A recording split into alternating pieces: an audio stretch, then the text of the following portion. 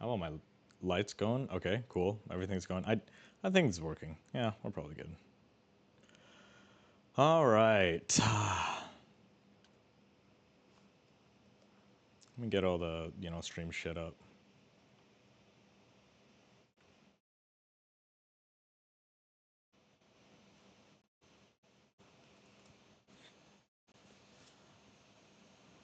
Oh yeah, I should bring that over so it doesn't sound like a jet engine as much.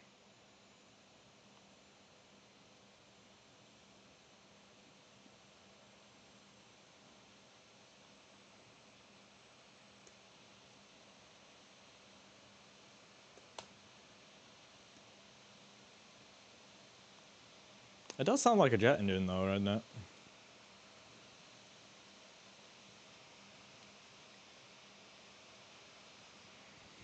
Whew, it really does. Wow. Ugh.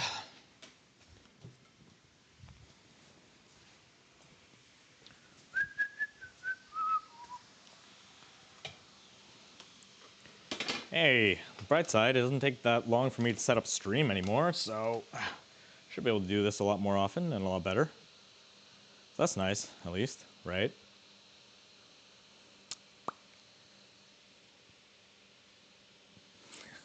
Four for 500, yeah.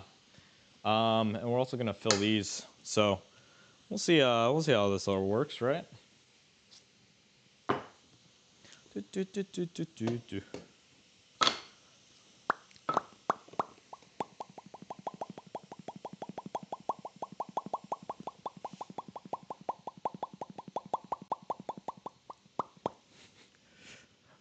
Yeah, I don't know how I want to set this up. I set this up for the thumbnail and then like, but I feel like, yeah, is that center-ish? Center-ish?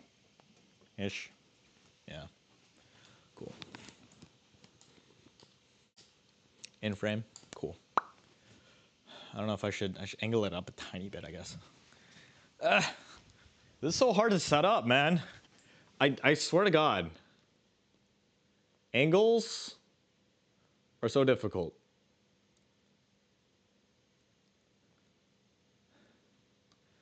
I think that's probably good. That's fine. Daijobu.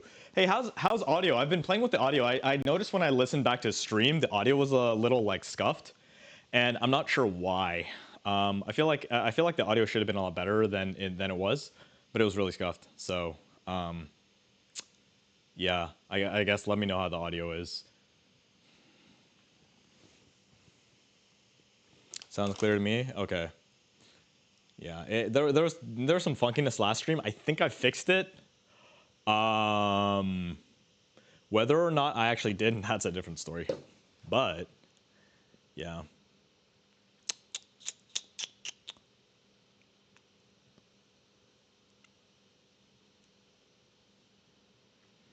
Oh man, can you not? Huh. Hey, fun fact, guys, did you know you actually can't you actually can't what do you call it?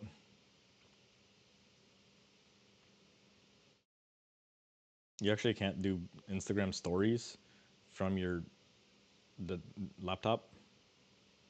You have to like I'm pretty sure I have to do this on mobile.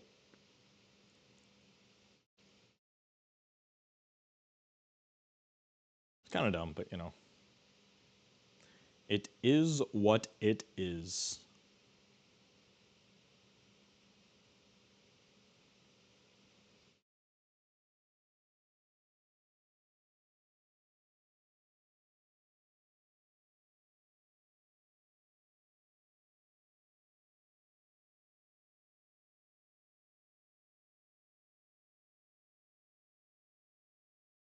No, I didn't.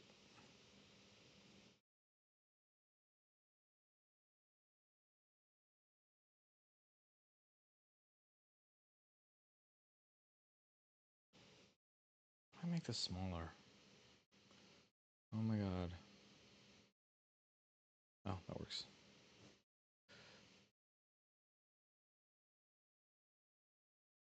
No, that's not a I want a story. Oh my god.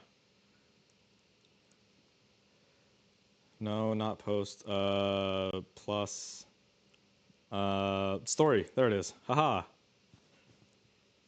I am feeling like a boomer, not gonna lie.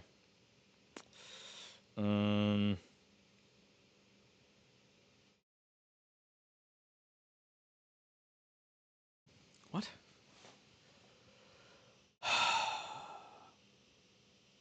Can you not upload stories on Insta? What? No, that doesn't make sense. You should be able to, right?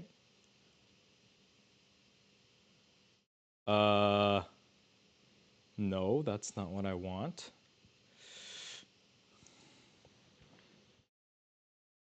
You know what? I don't. You know what? That's fine. I don't care.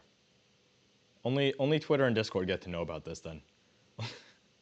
I'll figure out Instagram another time, I guess. Whatever.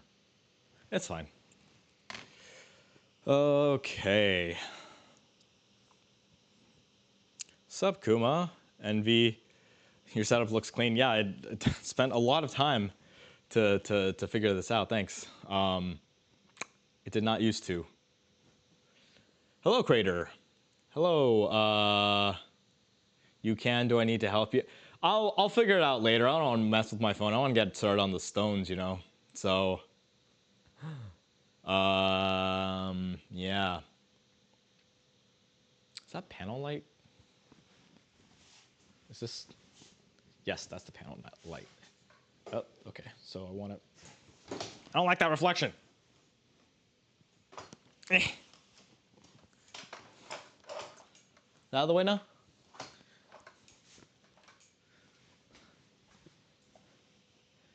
Yeah, cool. All right. So, how this light is. Oh man, now I actually don't like how bright that is. Maybe? Yeah, it's a little too much. It's a little close. Ugh. Move it. Oh, jeez. Ah!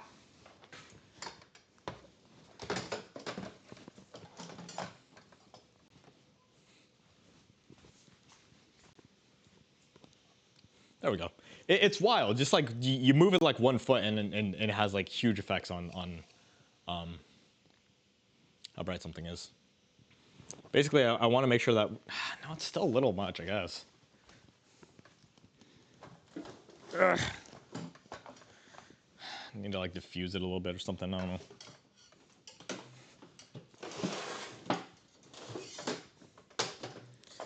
Holy.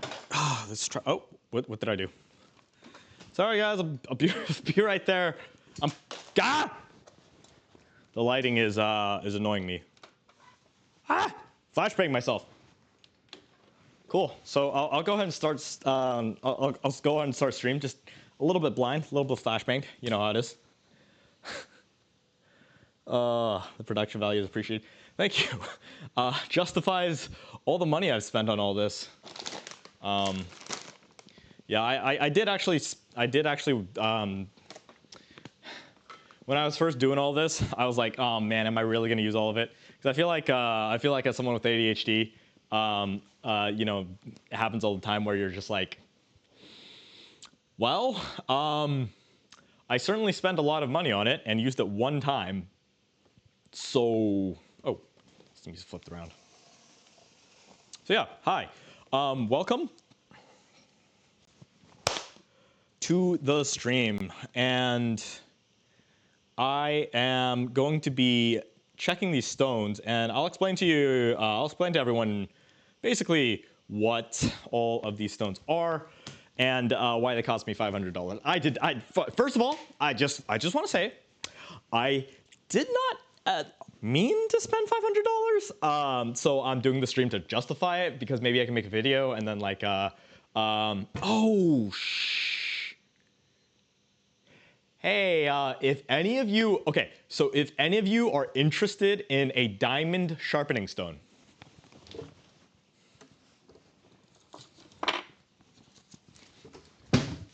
your stone is made of diamonds. If any of you want one of these, if you're part of my stream, shit, god damn it. Ah!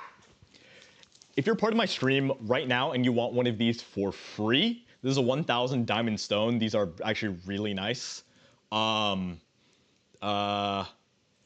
I'm not going to sharpen it with it today. I will sharpen it with it sometime else. If you want one of these for free, then like, retweet, and comment on my post on Twitter, Diamonds, and then I will DM you and send one of these to you for free. Yeah? Yes, I am bribing you. So, haha, engagement bait, haha. Yeah. So I'm not gonna lie, I accidentally ordered too many of these. So may as well give them out for free.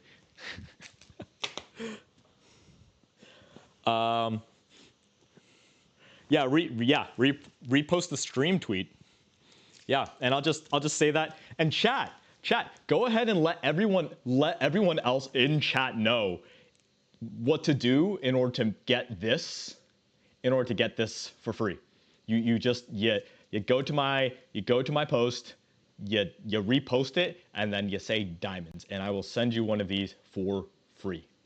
I am going to limit it to 20 because I don't know if I have, I can only give so many away, right? So be fast about it. Do it now. Otherwise, other people are good. There's already 17 people in stream right now, so do it now. Claim yours. I'm going to check timestamps and give this and send this for free to the first 20 people. I don't know, however many. How much do these go for? I actually don't know. I need to go check. But they're legitimately these are just really nice. They're diamond plated. They are they don't have grit contamination. That's actually one of the really, really important things about this is some of the other ones I have that we got samples of have grit contamination and are kind of annoying to deal with. These are thin. I will say, okay, just real quick, this over here, this backing, it's supposed to be non-slip. It is not non-slip. I just want to point that out. Unfortunately, this is just not non-slip. Just a little paper towel under it or whatever. They'll do you just fine. If you want a stone holder, you can use a stone holder with it or place it on top of another stone. That's also fine. Otherwise, I'll show the edge of table corner method some other time and show you how to sharpen with these really easily, really quickly. Nice thing is that these give a really nice toothy edge, so it can really bite into things like tomato and other slippery surfaces really well. And because it's diamond, it cuts really, really fast. So you don't need to spend that time you don't need to spend that much time working on it in order to get a really nice, really good apex on your edge and get a really nice sharp edge. So yeah. Anyway.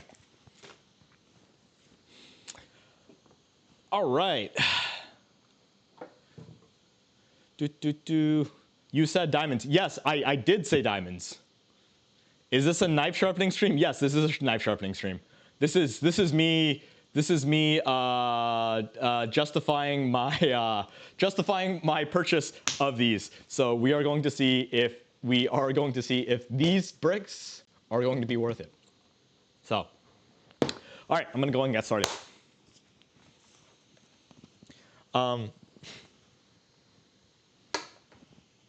You can't see these bricks at all, huh? I'll move this aside for now. Drag these up.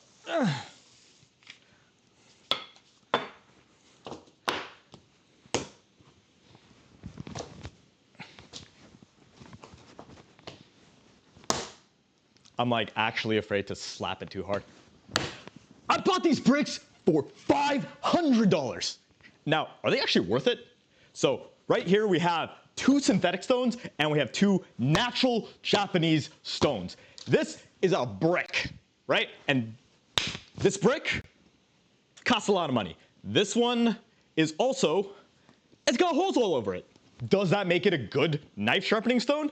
Literally the guys who sold me this at the knife shop did not know. They had no idea. Is this good? How does it work with all this? Do you soak it? Do you not? Is it worth it? I have no idea. And then they sold this to me for a lot of money.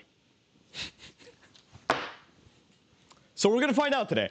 And this one they assured me did actually work well and that they have used it before. So hopefully this one works well. This is roughly around a 2000. This is bleh. This stone is roughly around 2000 grit, and so we'll see how it finishes.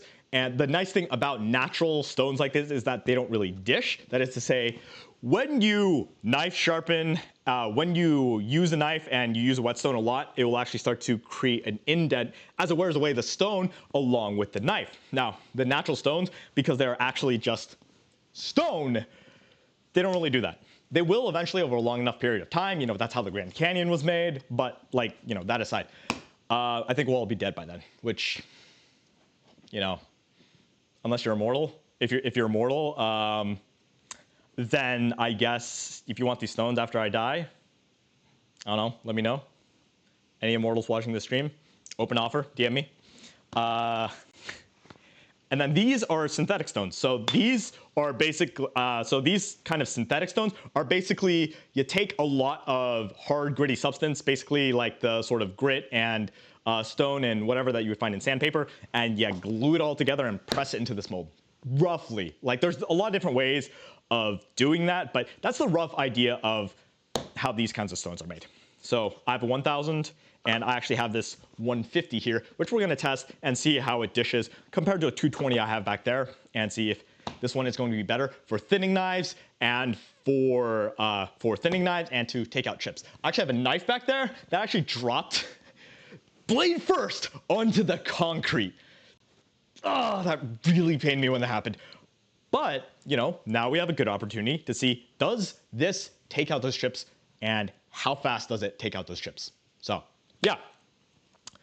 I had some other, and then I have a couple other things to show off. These are going to be tested against some of the other stones that I have in there that I have used a lot and know how well they actually work. And then we'll determine, were these worth the money? And should I go for the gigantic $400 one that's like this big and is like, weighs a ton? Who knows? Let's find out. Oh, WeBN, I'm glad to finally catch a stream. I'm usually working during the streams. Yeah, I also was just like, man, if I stream now, like, is anyone gonna show up? Who knows? Only one way to find out, right? Whatever. Jimmy's Hot Sauce, thanks for following. I've seen you on a bunch of the posts before, so nice to see you here. Xena PSD, hello. How do you slap $500 like this? I'm gonna hurt myself if I do that. Knife sharpening stream too. Yeah, I'll be doing a lot of these knife sharpening streams and like knife maintenance. Just like for fun, a lot of the things that I do is I have like a bunch of like rusty. So like for fun, I have like a bunch of rusty knives in there and like things that have giant chips and all that kind of stuff, because then what I like to do is I like to restore them, right? I like to see like what can I do to make them, you know, actually functional again. And if any of you are interested in any of the ones I restore, I can probably raffle them off and ship them off to you. So might be something I do. Yeah.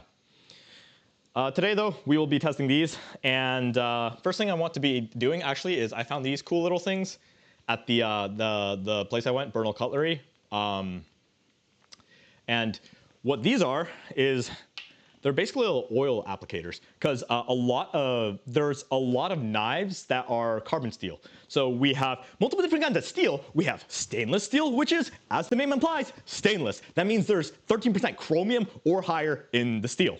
You don't really need to know about all the chemicals and get like too nerdy about it. Just know that, like, you know, that's what makes it stainless. Nothing else. Stainless does not mean anything. It just means 13% or higher chromium. That is the only consideration. Carbon steel, on the other hand, is high carbon and specifically not stainless. This is kind of weird because, like, technically you have like high speed steels and all that kind of stuff, but carbon steel is a simpler steel that is high in carbon and is not stainless. That's like kind of the definition of it. That's really about it. So a lot of Japanese steels and a lot of Japanese knives that are you know, pretty famous have carbon steel. They use carbon steel like super blue, blue steel, white steel, silver. That's the general like types that are the most common. And then another kind that we use actually in our knives over here Is it easier here? Yeah. We use in our knives over here is VG10, which is actually like V gold steel. And those, and that's a more, the VG10 is a stainless steel as well. And VG10 is a modern stainless steel and tends to be a little bit more high-tech in how it's constructed and the elements surrounding it. So it is a very versatile steel that is great for general purpose use. Now, let me not get too nerdy about it, but basically carbon steels, because they're not stainless, will rust. They will carbon steels will rust if you use too much acid on them, too much water for too much time, then they get all grimy and gross. So they take a lot more care, and one of the easiest ways to take care of them better is to apply oil after every use. This makes it a lot easier. What I have been doing, which this is gonna piss knife people off, all right? Hey, are you a knife person? Are you watching? You wanna get pissed off? Oh, I bet you do. Oh boy, let's piss some knife people off. I do a lot of things that make people mad, but it works for me. What I used to do, what I normally do is, I get cooking oil, I slap a paper towel, I go like that, and then I wipe it on the knife. You have no idea how much that pisses some people off. It's gonna go rancid, it's gonna oxidate, you're gonna ruin the knife! Ah! It's fine, you just use it more often, you just clean it. Like, just don't let it oxidate, forehead. I don't know. It's really not that big of a deal. I've been using it on all my knives and all my swords ever since. Like, okay, here's the thing. I've actually put this on a sword and then like left it to see if it actually went rancid. 3 years later, it's fine. It's fine. It doesn't smell bad. There's no rust, there's nothing. Like, y'all are babies, man. Like, so, seriously, a lot of you just overcomplicate things. It's not that advanced, man. Like, yeah, we love knives. Yeah, there's a lot of fine details, but like overall, at the end of things, it is a thin piece of steel, right? Like, come on, I don't know. Sorry, ran over. Anyway, this, what it really is, it's a bunch of fabric. It's in a thing that has the fabric over here, and it just wicks up the oil. So pretty simple on how you apply it. You just, it's not open. It might have a seal. I might just be dumb. It does have a seal. I am dumb. Let me catch up with chat real quick. Mara, hey, thanks for following.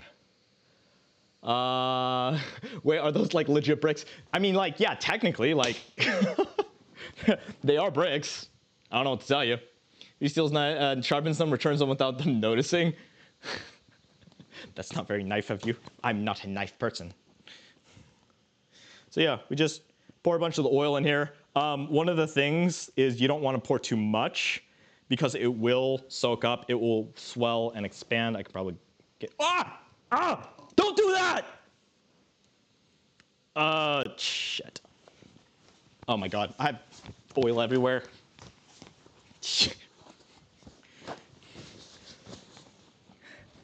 Ooh, smells nice though. It's fine, don't worry about it. It's fine, it's cleaning. Are you worried about it? Don't be. Do you have concerns? Unconcern yourself.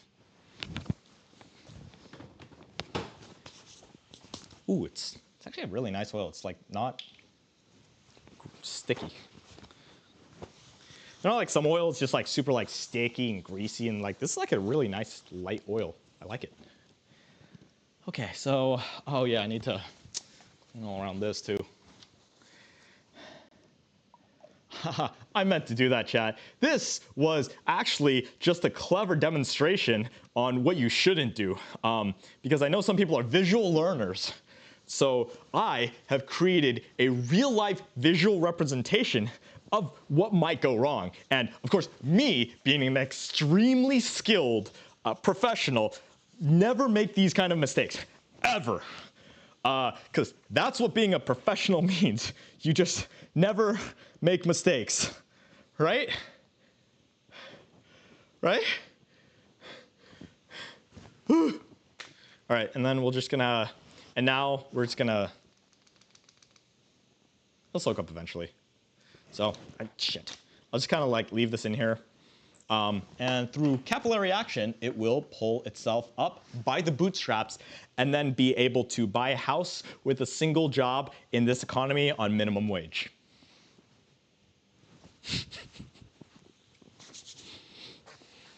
All right, so now we have that taken care of.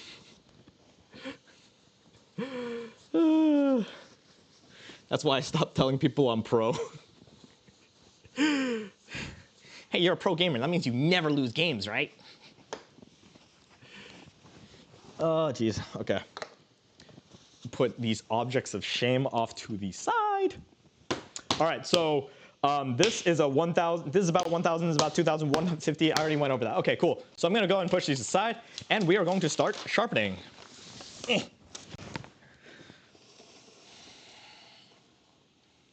So this is the weirdest stone. Can you see this, chat? Can you see how many holes there are? Like, look at that. Look at that. Look at how many holes there are. Like weird shapes too, right? You want to see the gnarliest one? Oh, it's kind of like got. It's kind of like a weird shaped. But you know. And like, these are deep holes too. Like, these are some really deep holes. And I don't know if I'm ready for something like this, but we'll find out. Do you have to soak this? I feel like, so I have heard a lot about natural stones not being something that you want to soak. It's just like how, which, by the way, if you're ever camping, right? If you're ever camping, you have a campfire, do not ever put river stones into your fire. They will explode and turn into grenades. They can literally kill you. So don't do that. And that's kind of the same concept with a stone like this and a lot of the natural stones. Stones are porous. Despite a stone looking like this, I mean, like this stone, pretty obvious, right? But let's take this one. This one has no obvious holes, and you're just like, yeah, this is a brick. This is nice and solid, right? Ooh, smack that. Ooh, you can do that all day. Nothing. But microscopically, there are holes in it, and then water gets in there, and what happens is that water can start to erode. Kind of like how very, very, very, very slowly over a long period of time, the Grand Canyon was carved by a river. This can happen on a microscopic scale with these. If you soak them for a very, very long time and keep soaking them, different rates of drying and being wet will cause this to crack. So generally speaking, you just want to wet it and keep it a little moist on the surface. You don't want to soak the whole thing. When you soak the whole thing, that's when the water gets in there and then really gets into the center. And then the center is wet and starts expanding slightly. The outside dries out. That's what causes cracking. And you can actually see this in nature as well. If you've ever seen those giant rocks that just like are split in the middle, that is a function of things like that, where it rains and then it shines, or rains and shines, and the water gets all in there and eventually will cause differentiating pressures and other stuff that, I don't know, I'm not a geologist, will eventually crack it. But long story short, that's why we don't set these in water for a long period of time. The Japanese natural water stones. Actually, a lot of the synthetic ones, you don't need to do that much either. One of the good tests is if you put a synthetic stone in water for a really long time and then it like starts bubbling and starts looking like it's drowning, then shove it in there and laugh at it and watch maniacally as it gurgles its last breath. And it can hold its breath for a really long time, guys. It can hold its breath for 10 10, 15 minutes and you just keep holding it down there. No matter what it does, no matter how it begs, how it tells you if you has family, it has friends, it has pets waiting for it at home. You don't let go and you wait until those last bubbles come to the surface and you smile at the power and control you have over the stone and watch its life fade before your eyes. Except, you know, it's just like well hydrated now. Don't think too much about that, chat. I'll take out a stone and do that later. I'll drown a stone later. How's that sound? You guys want me to drown a stone later? Yeah? Huh? Cool. You guys are kind of sick and twisted for that. It's kind of fucked up. What's wrong with you? Jeez.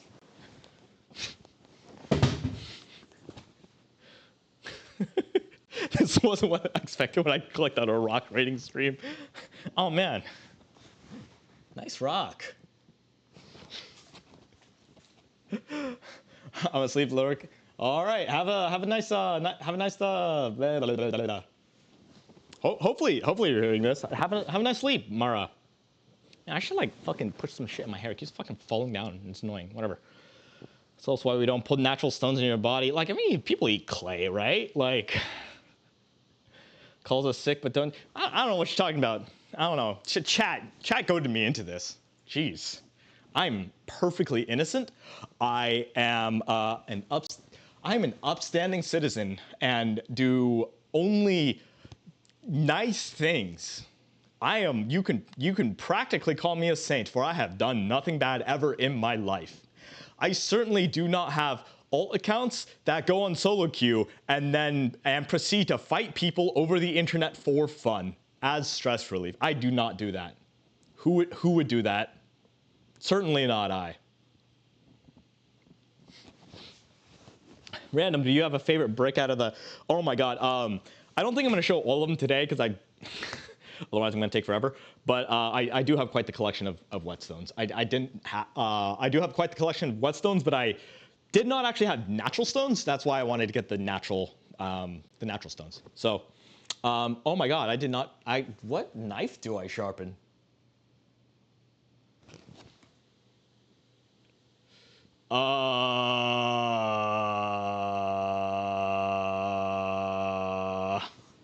Shit.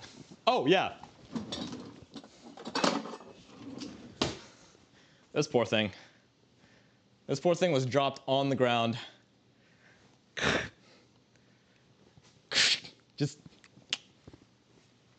see if I can... You see that?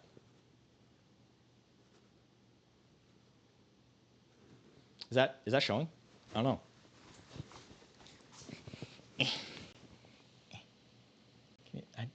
I don't think you can see the edge very well. Let me see if I can do it with my phone or something.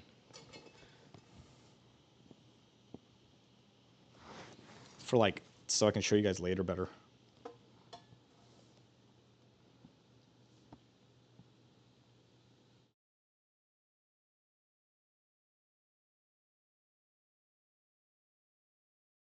It's like all those micro serrations. Yeah, it's gonna be really hard to capture on the big camera, but it's a little worse for wear.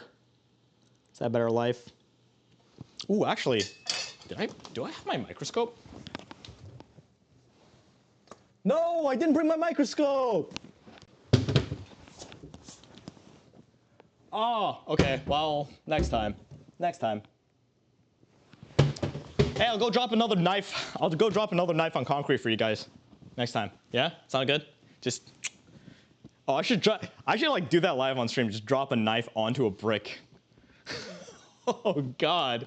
Ah, jeez. Ooh. Also, the stream setup goes hard. I love the framing. Thanks. I spent a lot of years learning. Okay, cool. Now, I'm gonna go and do this. So we have, holy crap. Oh wow. So we have a massive burr on this side. This is where all the excess metal and the burr happened. So I'm guessing it dropped. Okay, yeah, you're gonna hate this, all right? Ooh! Oh! Yeah, I'm just gonna do it. I think it'll be funny. All right, we're gonna use the 150 anyway. So, you guys ready? You ready, chat? You ready? All right. In 3, 2, 1.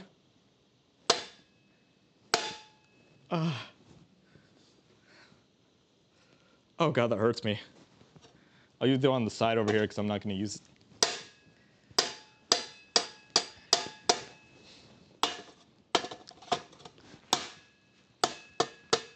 Ooh, it is actually putting some marks. Ooh. Ooh. Oh, jeez. Hey, who, Ugh.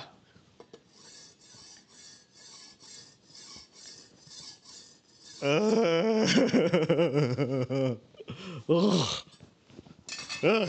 I don't like that. I just go get like an actual brick to do that with, honestly. So, one of the reasons why I got the stone, one of the reasons why I got like all these new stones is, I actually put the stones over here and then they're actually in view, huh? Neat. Wow, look at that. Neat. Can I even like, sort of, whatever. So actually, if you can see the stone, this is my 1000. This is one of the first combination stones I ever got. And it is 1000 on this side and 3000 on this side. It's a king stone. These are really good. Great bang for buck. Unfortunately, you can see just how thin that is now because I have been using this stone since I started like 15 years ago.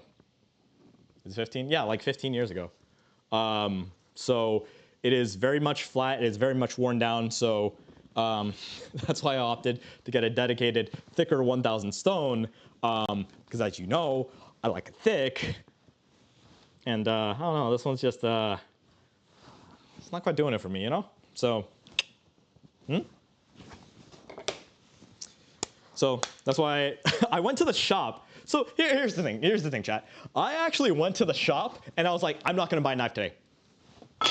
I am going to be a paragon, a beacon of self-control. Nothing shall tempt me.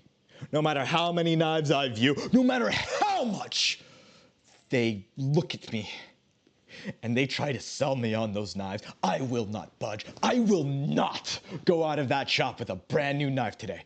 I will go in, I will look respectfully at the knives, but I will not take one home with me. I shall only go in for a whetstone.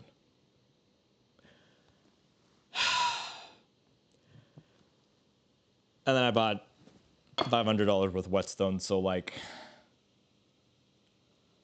technically I won. Technically, I accomplished my objective. I didn't walk out with a single knife. Mission accomplished.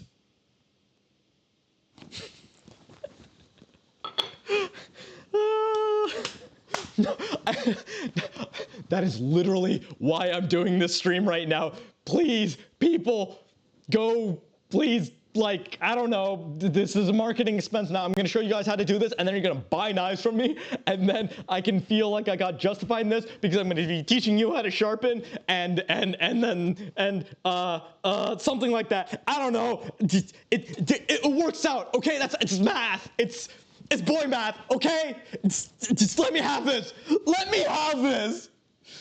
Okay, anyway, we were gonna sharpen knives. Anyway, yeah, so I've destroyed, so, sorry. Hey, self-learn. Oh, man. All right, so I'm gonna sharpen this knife, and it is going to be, oh god, it is terrible right now. So the burr is mostly on this side. This is not going to be the most educational stream in terms of like learning sharpening from the ground up. I'm really going to be reviewing these stones. That being said, if you have questions, if you have specific, jeez, oh my sleeve, what is going on there? Oh, uncomfortable, weird. Eek. You know when your arm just like feels weird? Just kind of, All right.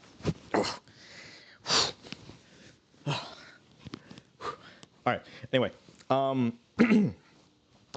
fucking autistic sensory issues, man. Like, fucking can't ignore. Oh my god. Sorry, bear with me. Okay, so this brick. So, oh god, where was I? Where was I? Okay, so I'm going to be.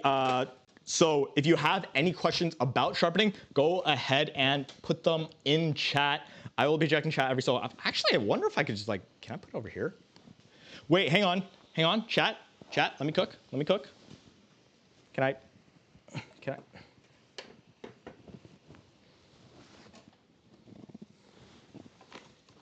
If stream goes dead, it's because I accidentally unplugged the wire, okay?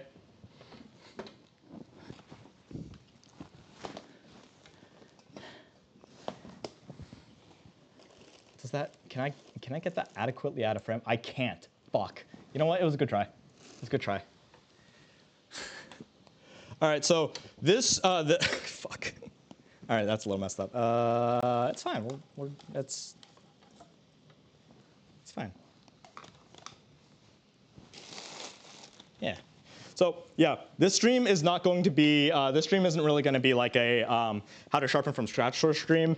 This stream is very specifically. I'm reviewing this $500 worth of bricks that I brought.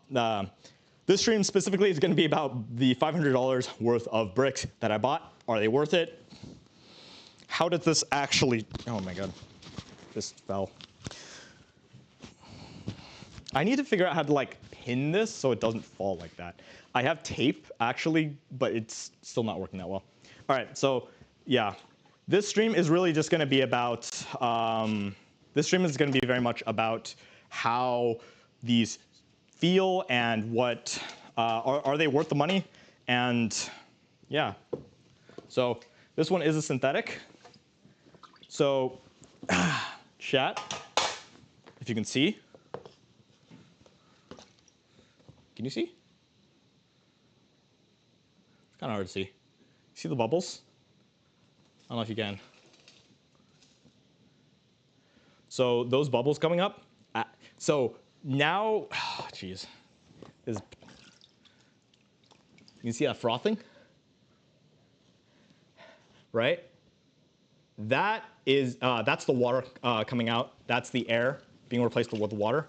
And so with a lot of synthetic stones, you want to do a little bit of soaking, and you want to drown it, like we discussed earlier, like this.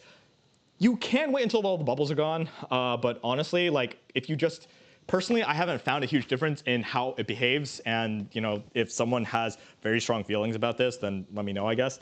But usually, if you just dunk it for like a good 30 seconds, minute, it's good to go. Modern synthetic stones, I feel like don't really have as many problems with just like a small amount of water dunking, and you can always splash water back on top. So you know, just like that. So yeah, our burr on this knife is primarily onto this side over here, and we have these micro serrations. One of the things that I do want to do, I really want to set up like a second camera eventually so I can have these close-ups, but that's going to cost like $4,000. So like, I don't know, I'll figure that one out later. So we're going to go and get started. And if this kills your ears, chat, sorry. I guess that's just kind of how it goes. So I'm going to be angling this. I'm going to be angling this at roughly like 10 to 12 degrees. One of the big things about knife sharpening here is that you don't need to like try and match a degree exactly. Like no one really needs to do that. You just, so long as you're consistent with your angles, you're fine. So I use an ambidextrous method personally. So I use my left hand and then swap to my right hand. That's going to be a personal preference. Ooh, that's not a nice sound. And when you do this, you'll notice that I'm locking my wrist, and I'm really pulling from my back and my elbows and my shoulder. Because what we want to do is we want to keep that consistent angle. And how we keep that consistent angle is by keeping our wrist locked. And you'll notice I'm swaying my hips back and forth.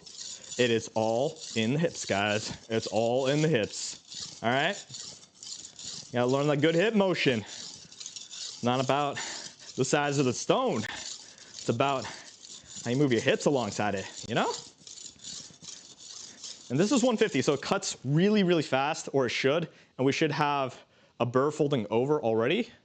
Oh man, nice. Yeah, so we just that amount of time, we already have a big burr folding over.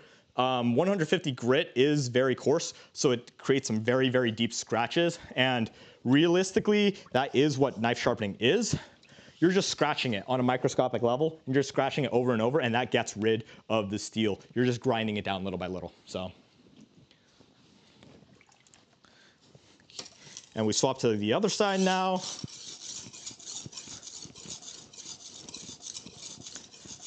How was your day, chat? How's it been going for you guys? Because I'm very tired. I got dragged to a social event, actually. I literally got back from having to do a bunch of errands and traveling and doing stuff, and then, yes, buying these stones. And then someone was like, hey, there's a scotch tasting thing, and you should come. And I'm like, I just sat my ass down on the chair. Oh, wow, it already formed a burr.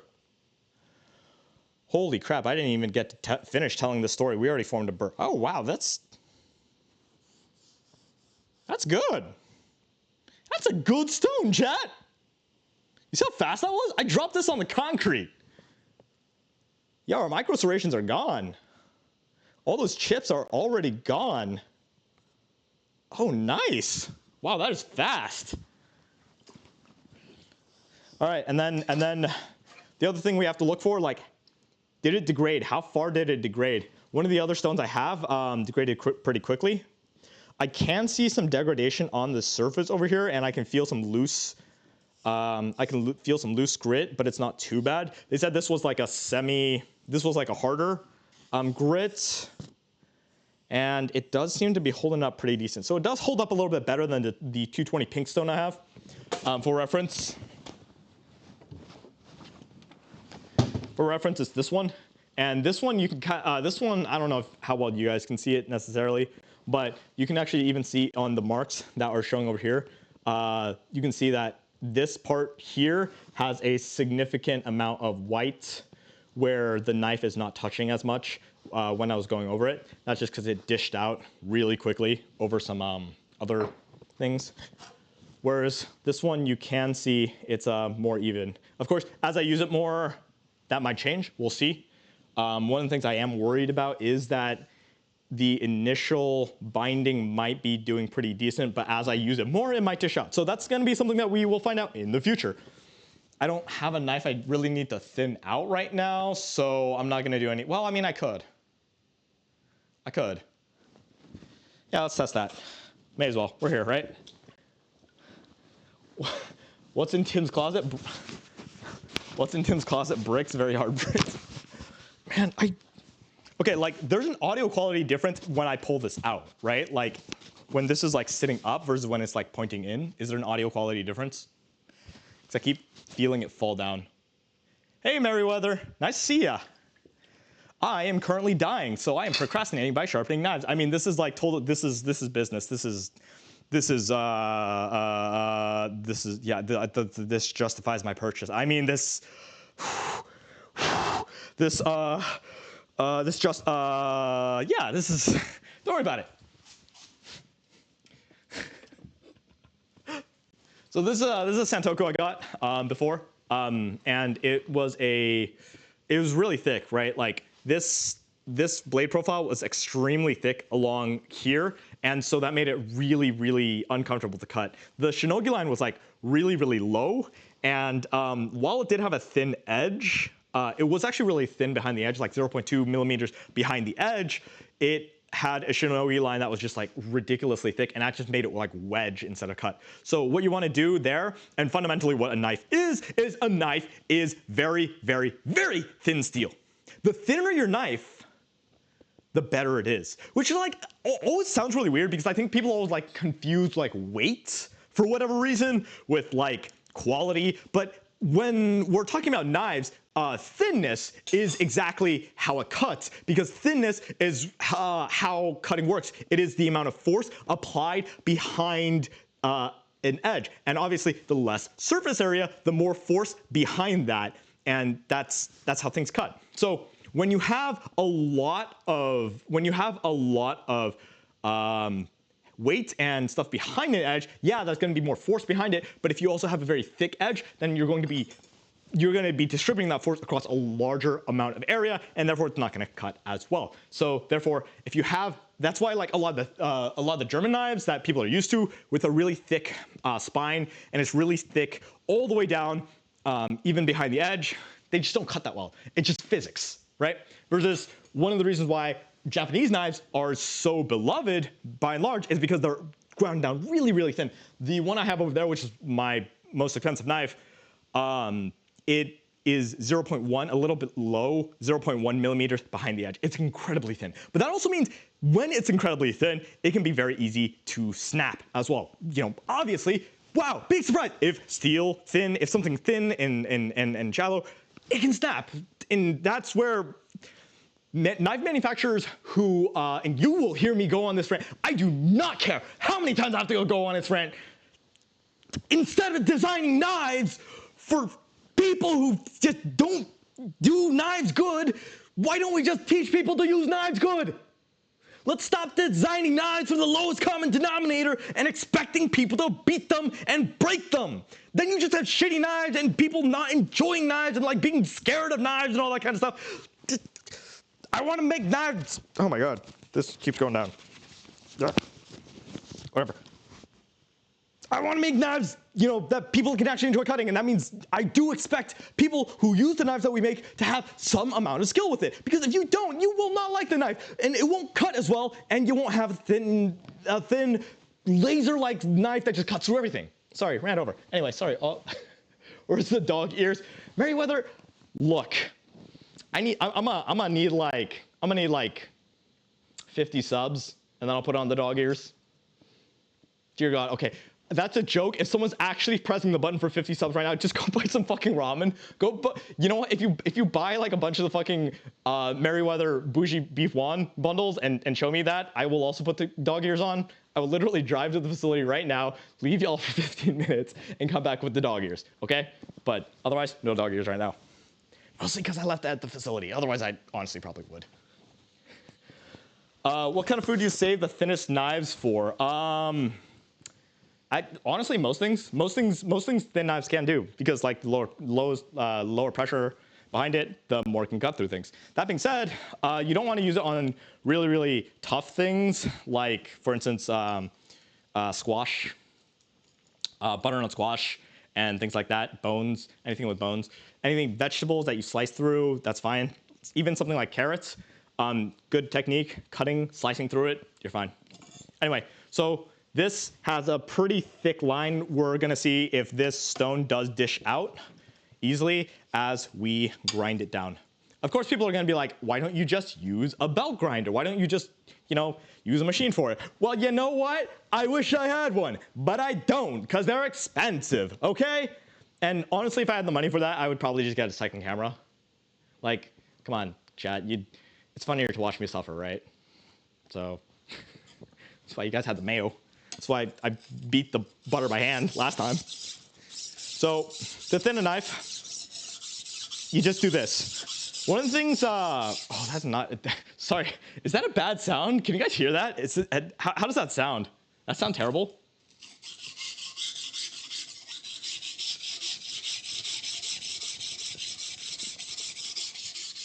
It's asthma? Okay. Oh, thanks for following, Meriwether. And who's that? Oh God, Alfie? Ify? Sorry, can you give me a pronunciation guide, please? Yeah. So, I'm not gonna talk too much while I do this, just because I don't think you guys can really hear that much, but do you see all of that buildup? That is stone and steel coming off. I don't know if you guys can see, sort of. IFA? IFA, okay, cool. IFA. I talked about this a little bit on the last stream as well, but like, I read things and like it doesn't actually like make sounds in my head. That's why I called things like, instead of saying arbiter, I said arbiter for the longest time. That being said, what I am seeing is that we are wearing away the surface of the stone fairly quickly. We've actually gone through, you know, at the beginning, we actually saw, you know, there were marks and stuff. Now we actually don't see any marks. So this is actually wearing out fairly quickly as well, but it is actually creating a pretty nice slurry. That one didn't, the 220, this pink one didn't create as nice of a slurry when I was doing it. So I am preferring this right now. Let's keep going and see what happens, yeah? Which side was I doing? Oh God. I think it was this side, whatever.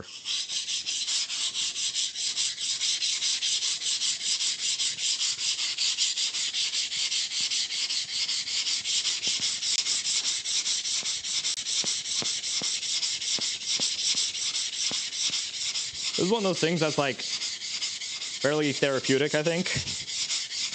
You just move back and forth. It can get really frustrating though, I'm not gonna lie. One of the biggest things when you're doing a lot of this is that you spend a lot of time and then suddenly like it just doesn't work. And you're like, oh God, my edge is not working. Interesting.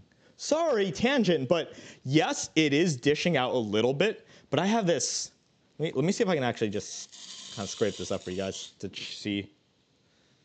Oh, that is a nice, so it's going to be a little hard to see. Yeah, I really want a close-up camera, man. But this is like, it's like a little, oh man, I don't know if you can see that. There's like a little Play-Doh of the rock that has come off, and it's creating a little slurry on top of this. So despite this actually starting to dish out a little bit, that I can see where it like bows in because we are abrading away the grit itself, it does not actually seem like it's actually dishing out in a way that would affect the flattening or sharpening process as much, because the slurry is actually managing to stay in that hole. So as we sharpen, and as we flatten, and as we thin this steel, this does seem like it will hold its shape and otherwise do its job well. And so long as we use our flattening stones before we use this again, it'll work well. So right now I am rather impressed. I think it is working out really well. I'll keep thinning this knife for a little bit, but I'm not going to spend my entire time thinning this knife. Otherwise, we're going to be here for, I'm not going to spend my entire time thinning this. Otherwise, we will be here for literally like 5 hours, which like, I don't know if you want to stay here for that, but whatever.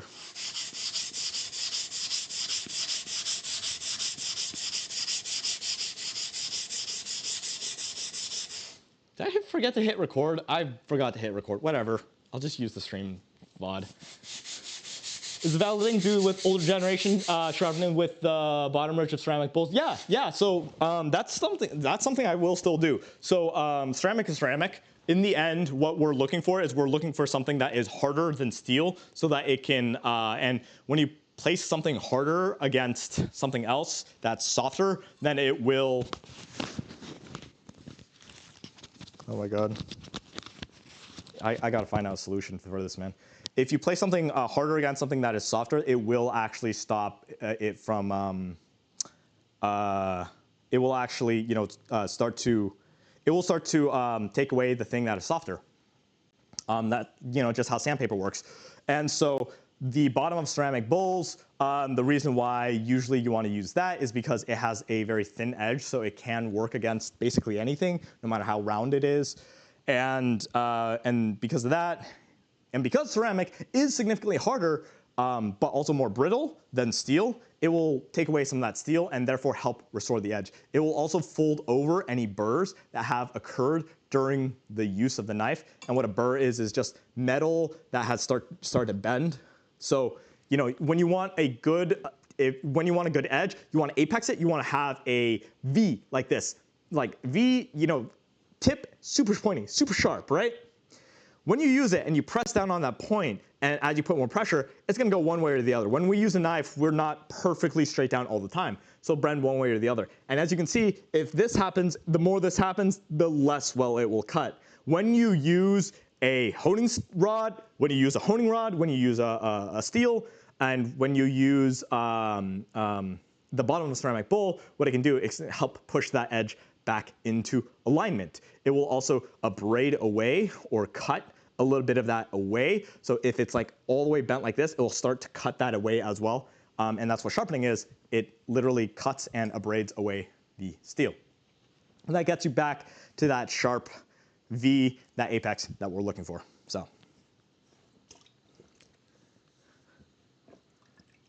gotta put on the headset mic, look like Shamwa. Hey, Tim here with the Shamwa. Hey, Tim here with Vi Ramen. Can your ramen do this? I didn't think so. Can your knife do, I don't know. It also looks like the slurry is actually helping, thin things more evenly as well. So this is pretty nice. Can your ramen sharpen knives? Well, ours can't either. And if yours can, then that's weird. And you probably shouldn't be eating that. You know, that's probably bad for you. But like, what do I know, right? You do you, I guess.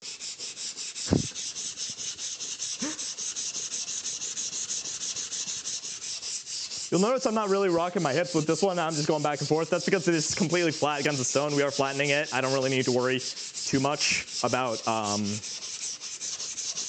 all that's working. So yeah, we are finding a little dishing, but yeah, that slurry is wonderful. That slurry is really helping out. Wow, I'm genuinely impressed. Yeah, so this 150 is definitely worth it. This stone did not cost 150. It is a 150 grid. Just for reference, by the way. For reference. Just so you know.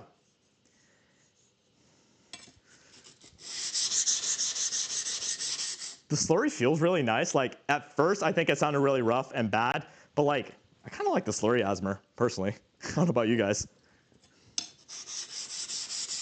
Kind of like a beach.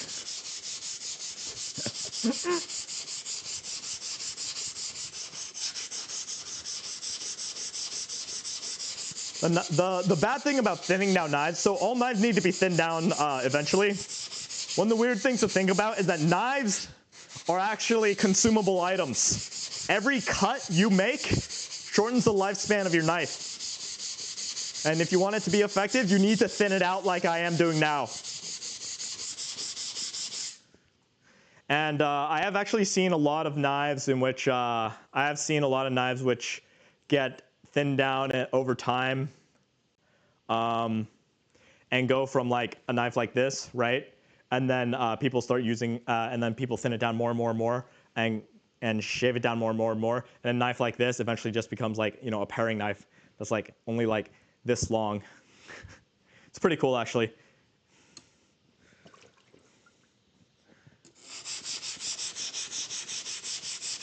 I saw that the almond and Fredo and loved it. I also eat knives. Oh, that's, you probably shouldn't do that. But, like, I'm not a medical professional, so that's, you do you, man. You do you. I should put something, I'm gonna put some, whatever. I should put something under here to make it not slip. Actually, yeah, I should. Throw that knife in there for now. Don't do that with carbon steel knives, kids. I have a big roll of this, actually. Let me just, which, by the way, these rolls are like 13 bucks or whatever, and you get like an infinite amount of them. I'll just cut this. Oh God, right, that doesn't, I'll just tear it, fuck it. It's like ripping fishnets. Ah!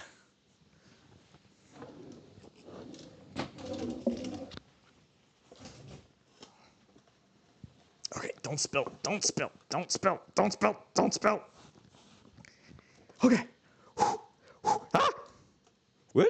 Okay, daijoubu. Okay, we good. Cut with a knife that isn't sharp. Yeah, right? I was just like, yes, I have a knife here. The one I just banged into concrete and bricks and slammed into all kinds of stuff. Yeah, let me cut with that. What? It doesn't cut? Big surprise. Anyway, that's how most of your knives are. Yeah, I'm calling you guys out. Bet the stomach acid keeps from rusting. But power, no, yeah, you can't use the wet paper towel trick, but because I have a roll of this, I may as well use it, right? That's why I bought it. Knives solved my parents' divorce? How the hell did knives solve your parents' divorce? That's kind of a weird thing. Were they divorcing because like one of them was just like really bad at like cutting food, and the other one like wanted to divorce them over it? I don't know. Weird things have happened, I guess.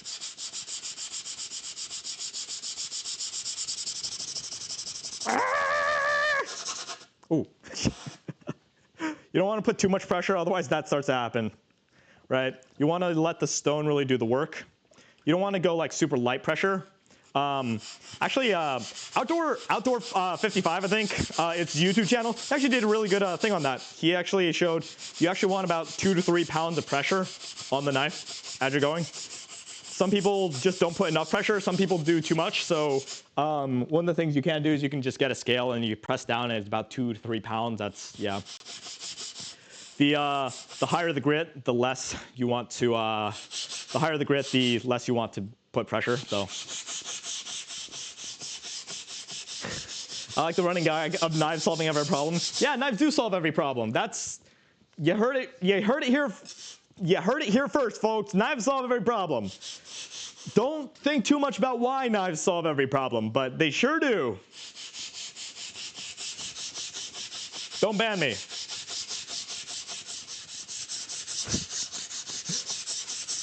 It's because if you make really nice meals for everyone, then that solves the world's problems, right? Good food solves the world's problem.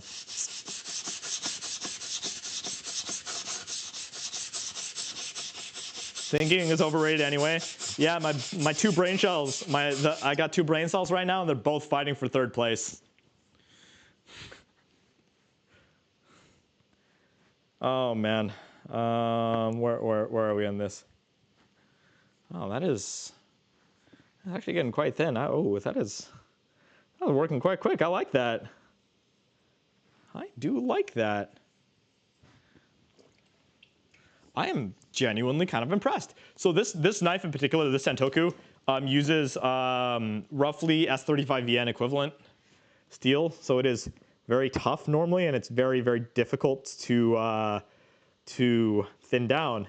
But this is doing a bang-up job of it. Wow. Okay, so I've thinned this side a lot more. But if I want to hollow, I can keep it like this. Ah, what the hell? Let's keep going on this side then.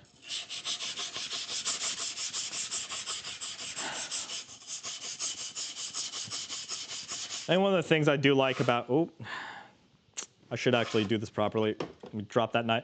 Also, guys, do what I say, not what I do. Don't drop your knife just directly into your sink. It's gonna be bad for the knife, bad for your sink. And then when you reach for it, you might grab the blade. Don't do that. I've seen that happen. It's not fun. Ah, jeez. Okay. Sink bridge. Oh, jeez. You don't have to have a sink bridge either. There's many ways you can do it. You can even just do it on the counter. I just have, some. Jeez, it keeps doing this. I just have some fancier stuff because at one point I was a professional knife sharpener, right? Literally how I paid for all my knives, despite having a really, really low wage, which is also still true. I still actually don't have much money. Which is funny coming from a guy who just impulse bought $500 worth of fucking whetstones, but I never said I was good with my personal finances either. Which is why I'm trying to make the money back. I tell you this, one of the nice things is I can eat a lot of Vite. When I do things like this, I'm just like, time to just eat ramen, but that's fine. I used to pay for all my knives by sharpening knives for free at this one knife shop that I frequented. And what they would do is that they would take the customer's money, and then I would get 50% of it in store credit. So it worked out really well for everyone involved. I got more knives. I got to practice. they got to have a free knife sharpener and take all the money and give me store credit, which is worth the same amount in dollar value to me, but worth less in dollar value to them. So win-win, yeah? Who needs diverse nutrition? Well, let me tell you, the thing about Vite Ramen is that it does have all of your nutritional needs. We put nutrients in there, N-O-O-D. So it has every vitamin and mineral your body needs. It also has high protein and high fiber. More fiber than 2 cups of broccoli. Does your ass eat 2 cups of broccoli every single meal? I didn't think so. But Vite Ramen has that much fiber in it. So, you know, you can stop fighting wars in your bathroom, because I know a lot of you do.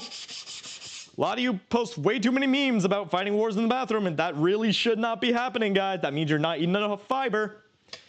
So imagine eating ramen and still getting all your nutrients, more nutrients than you would from most of your meals. Actually, for like pretty much everyone's meal. I don't actually know anyone except for dietitians, like licensed dietitians that have gone through like, you know, 4 years of college and training and 500 years of training and all that kind of stuff, who like actually have meals that have everything in it. So, yeah, that is actually why I made Vite Ramen, just so you're aware.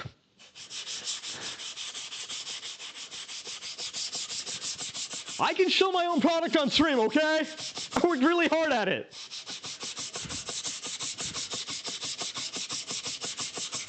Isn't it wild? Like right now I'm like doing this and I'm like, ah, yes, I'm taking a break by streaming. I'm procrastinating.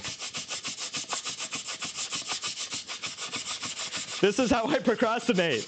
I procrastinate by convincing myself that more work is a form of procrastination. That's not very healthy. Oh shit, Raizawa VT and Cathbad333, thank you for following. Also, for anyone who wants, any of you who are watching right now, if there are not 20 people who have already, if you like and retweet my post about the live stream, you can, and then comment diamond, you can get one of these diamond stones for free. I will DM you with details. This is a diamond sharpening stone, 1000 grit. It's really nice. We have a little too many of them, and I never actually like figured out. It was part of another thing I was gonna do, and then I didn't really do it. And then, so we have a bunch of them, and I haven't really sold them, so I'm just like, all right, may as well give it away right now, sort of. Not all of them, obviously, but I thought it'd be fun. Spur of the moment things, but you know, that's what you can do. That's what you can do when you do these things, right, Merriweather? You can do dumb things as CEO, because no one can stop you. That's why you don't take investors. You can do dumb things.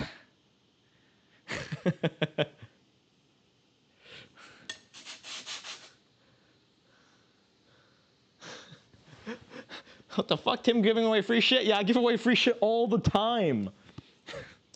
Like, literally, this is just a thing I'm known for. I just give away free stuff, and people go, why are you giving me this much free stuff? And I go, what is the point of owning a company that makes stuff if you can't give stuff for free sometimes? It's fun. Yongi robbed me of like $700 worth of shit at Offguy because we were... Yongi, you here? No? Oh, thanks for the cheers. Thanks for the cheers, Omni Gerber. Oh, you're back. Oh, man, you keep cheering and giving bits. Thanks. But, so fun fact. Last Offkai, this is not something that is happening at... Last Offkai, this is not something that's happening this Offkai, but last Offkai, we had a secret thing. We had something that said, come and haggle with us. Now, the secret internal rule we had was very simple. We would take whatever price, literally whatever price, for whatever value that people would give us. If you had the balls to ask for a ridiculous amount, we would just give that to you. But no one did. Until one person came along.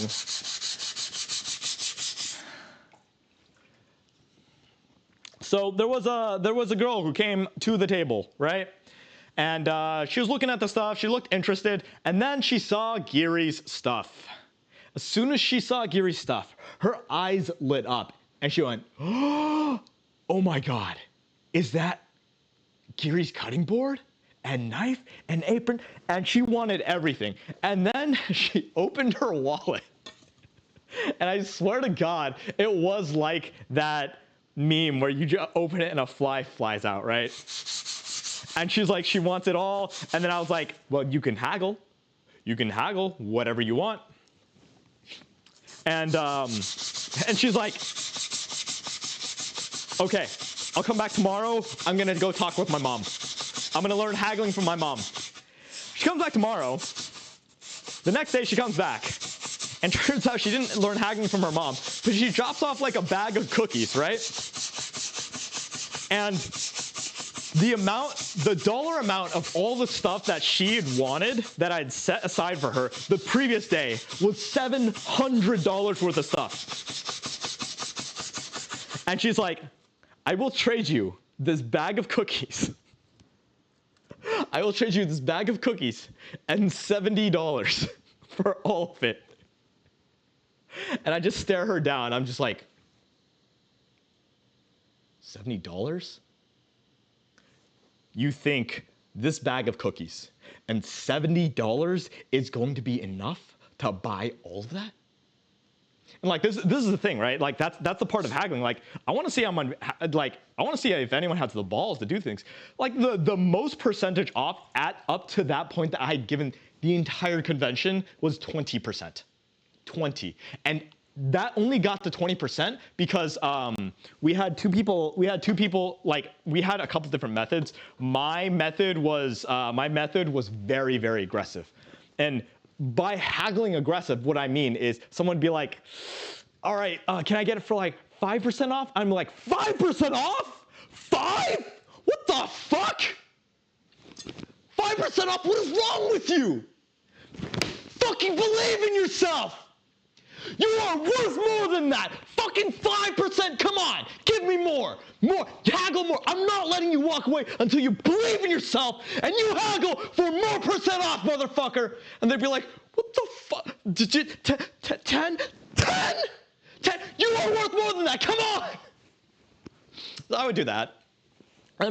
And then so people would get like percent off until they were like, ah. And then I see like when people are like, okay, now they're getting a little bit more uncomfortable. And then instead of just like going, believe in yourself, I just start throwing in free things until they go, okay, you can stop now. That was my shtick. Someone else, like other people had shticks where it was just like, they would literally open with, okay, so I'm a pushover. I will literally give you any percentage that you ask for. So come on, what do you want? Let's just get this over with. So we had a fun little thing going on. But yeah, anyway, back to the story. Youngyi actually, and this was Youngyi, she came up to the table, right? And she offers she offers a bag of cookies and $70 for $700 worth of stuff. I'm staring her dead in the eyes, and she's the only person, the entire con, who just like stares right back. Does not flinch, does not blink. And I'm like, $70? And she's like, yeah, and the bag of cookies. Just stares me down. Everyone else around us is like nervous as fuck at this point. I haven't said anything for like a whole minute, just staring each other down. And then they're like, I can see some people like, Youngyi, maybe you should like, I think you're like insulting him. Like, can you know, like her friends being all nervous and shit. And then other people like watching, there's just like this stare down, right? And then I'm just like, $7. And you'll give me that guy's bag of cookies too. She actually just steals. Maybe I'm remembering it a little bit incorrectly. I just remember that her friend kept complaining, you stole my bag of cookies. So she ended up getting it, all of it, for actually just $7 instead. Because she had the balls to actually do it. So that's you miss 100%. You miss 100% of the shots you don't take.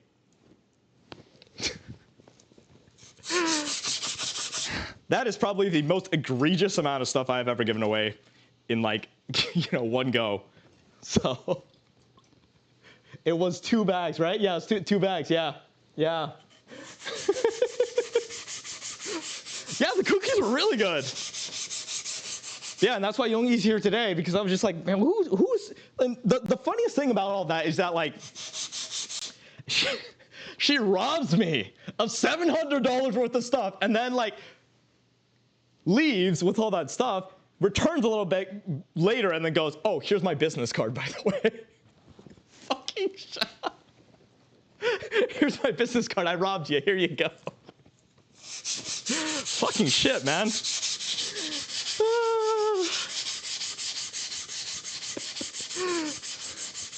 Yeah. So that's kind of the whole story of like giving things away, right? Oh, what am I doing? I shouldn't be spinning this. I should be testing out the other stones. It's kind of fun though. Kind of like seeing how thin I can get this. Ooh, we are starting to get, ooh,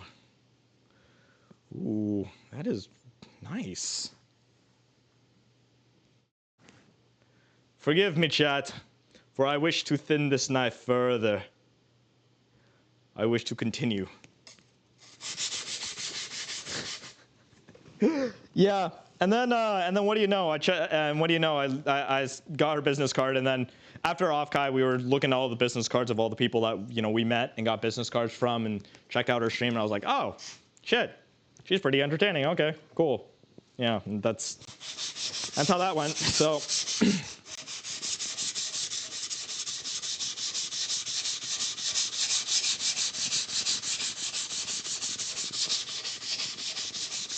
Yeah, shoot your shots, kids. You miss 100% of the shots you don't take.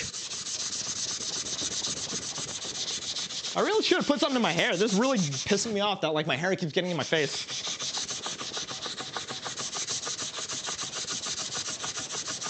You know what, I'm gonna go do that. This is actually really pissing me off. I'll be right back. Ah! Huh. My hands are filled with metal. You can say I'm pretty metal right now.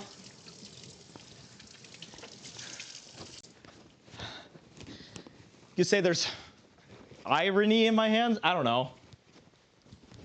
Don't look too much into that. Can you still hear me, chat? I'm in the other room. Chat! Chat, can you hear me? Chat! Chat! Chat!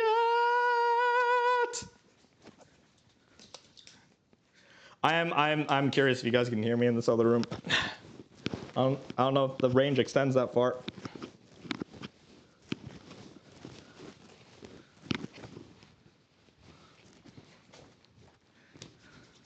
I definitely put some steel in my hair and some whetstone, but whatever.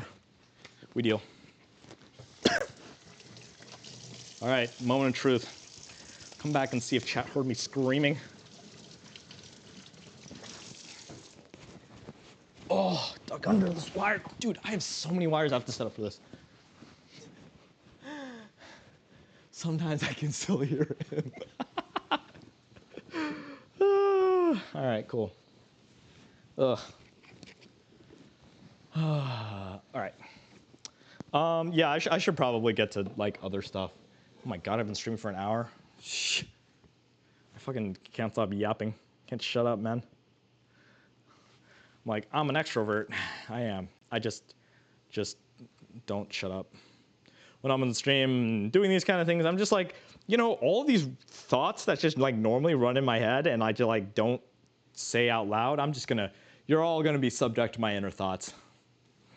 I'm gonna talk I can't even talk as fast as all the thoughts go in through my head, so like, yeah, this is thinned down a lot. All right, I'm gonna call this one done for now. Cool. So yeah, the stone, definitely worth it. This is a good stone.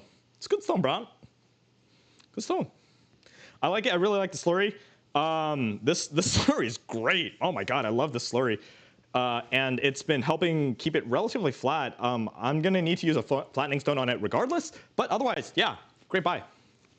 I think this one cost me 60. I think this one was 60. So $60, 150 grit stone. This big giant brick. It looks like now the markings are gone. This just looks like a brick, right? Like I could just.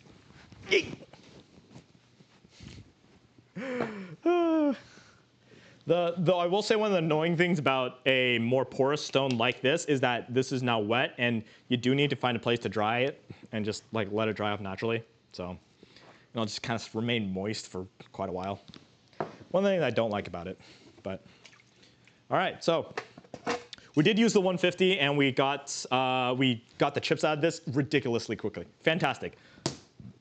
Great stone. Value for money. I definitely think it's well worth it. If you're doing any kind of thinning, any kind of restoration work, anything like that, great stone. Because like, yeah, it gives deep scratches, but like, actually it's not even that deep. It's really not even that deep, especially when you build up that slurry. Actually gives it like kind of a nice matte finish. So, you see that? Let me clean it a little bit more. Apparently people get really nervous when I like run knives across my hand like this. But it's like, if you're good with knives, like even though this one is actually very sharp. First of all, I have a lot of dead skin on my hands, you know, from cooking and stuff, just working with my hands all the time. Second, you just know how much pressure.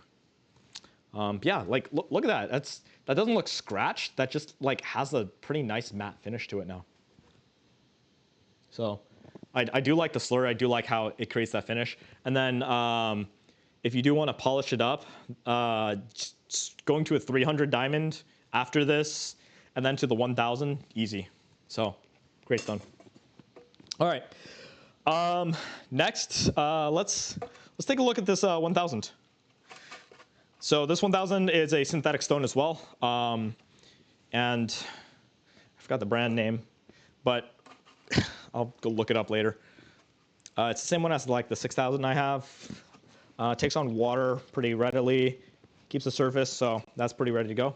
Let's see how fast that. We have a burr running on this side right now. Let's see how fast this can cut. 3, 2, 1.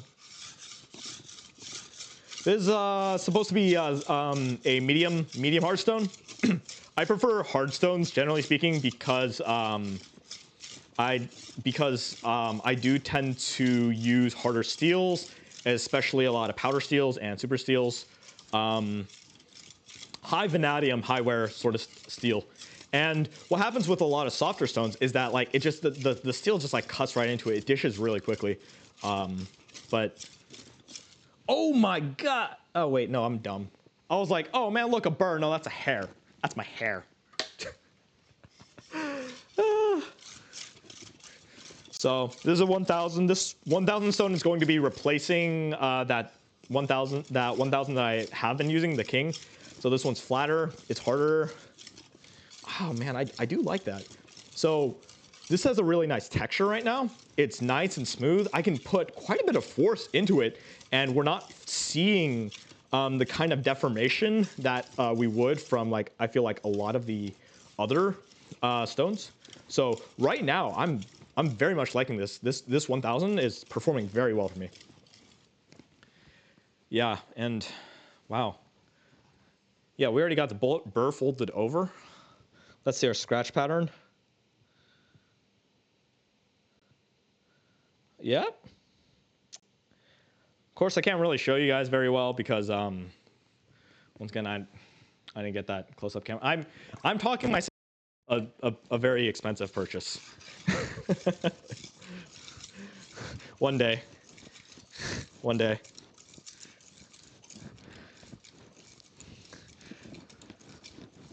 Let's see. How long does it take? I think it actually took a lot shorter than I gave it credit for. I think if I just stop real quick. Yeah, I'm starting to feel it now. I think we're actually right about there. I think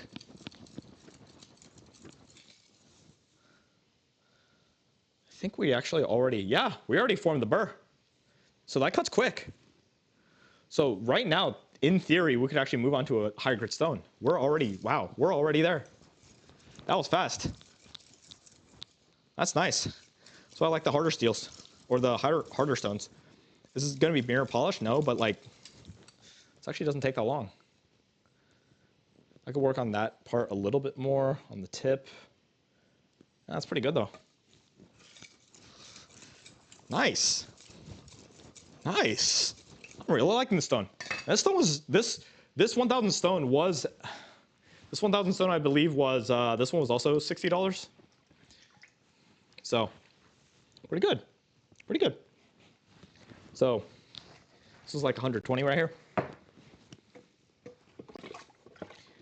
If we dip it all the way, so you can see where it absorbs some water and some not. So definitely not a stone you want to soak too much. So I'm just going to set this aside, let it dry. Yeah, we already have our burrs formed on this knife. So if I take the burr off this knife and give it a good strop, this would start cutting really well. Actually, yeah, let's test that right now. Let me get rid of the burr real quick. So we'll just do some light passes. Right. Interesting, actually. Oh, huh. So this side is rougher. This side has like a coarse graininess, and this side is like smooth. I wonder why. I like the smooth side though, so we're gonna keep using that. We know it cuts well, and the smoothness is going to help create a flatter plane, which is good for apexing the knife and getting the best edge. And as you know, we all love a good edge.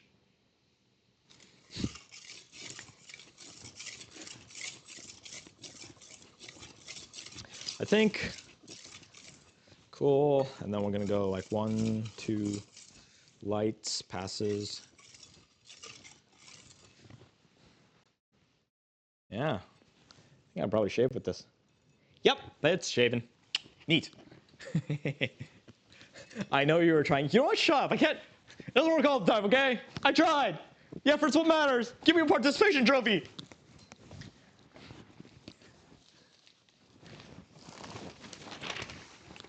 All right. So keep in mind, I did not strop this yet. So you know, it's we might have some micro burrs and that kind of stuff.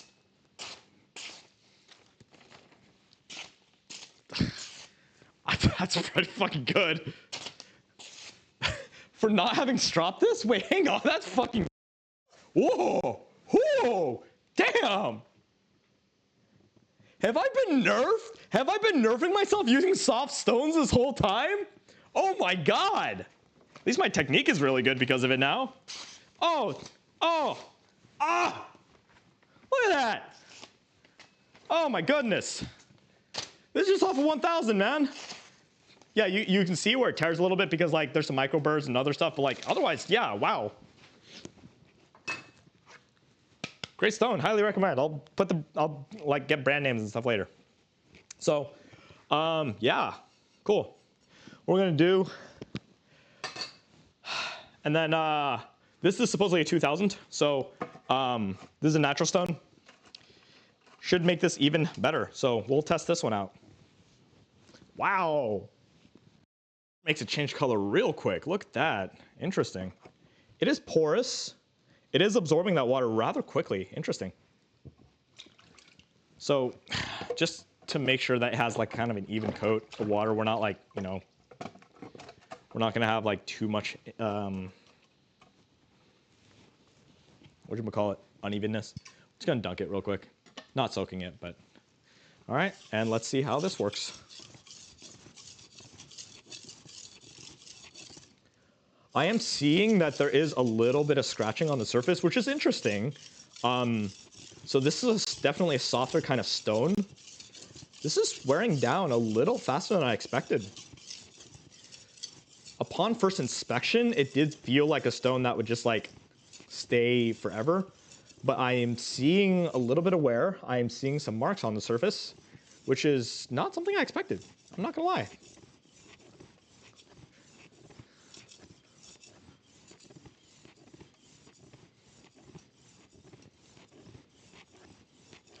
Let's see. Now it's trying to smooth out. I wonder if there is a break-in period though. Oh, it cuts really fast though. Wow. You have a burr running on that side. So here, this is what I mean by that, chat. Can you see that? So that might just be the metal as well, so I'm gonna wash it off. Give it a quick little rinse. Let's see what happens. And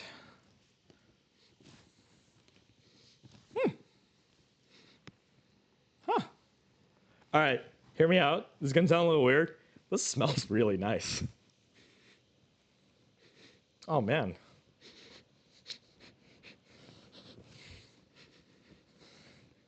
Oh, it's got like a. It's like almost a cinnamon woody sort of smell to it. You know, like when you go out in the woods and like the forest kind of has like that damp, just rained riverbank sort of smell. That's what this smells like. I'm not weird, chat. Shut up. Don't think too much about it. It smells nice, okay? I'm gonna smell your stones. I'm gonna smell the other ones now. Yeah, it smells like epoxy. It smells like synthetic stone. Yeah, it smells like synthetic stone. What about this one? No.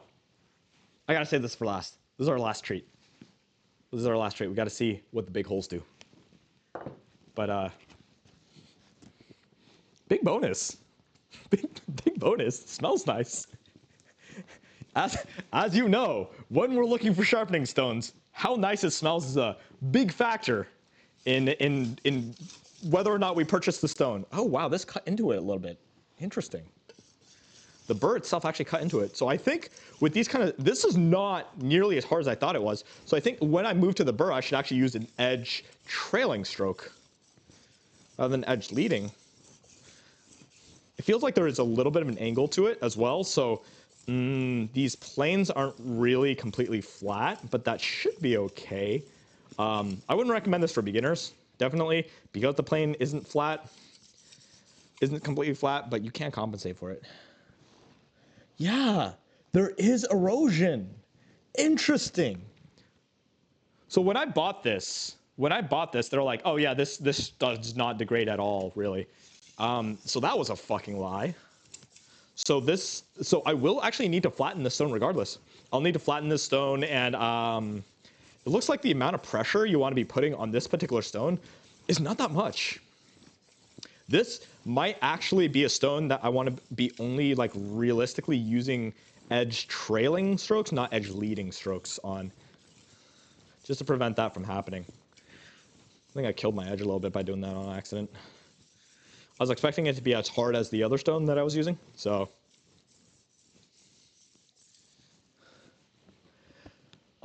Did you buy them from them before? Yeah, this was bought from Bernal Cutlery. Bernal Cutlery is one of the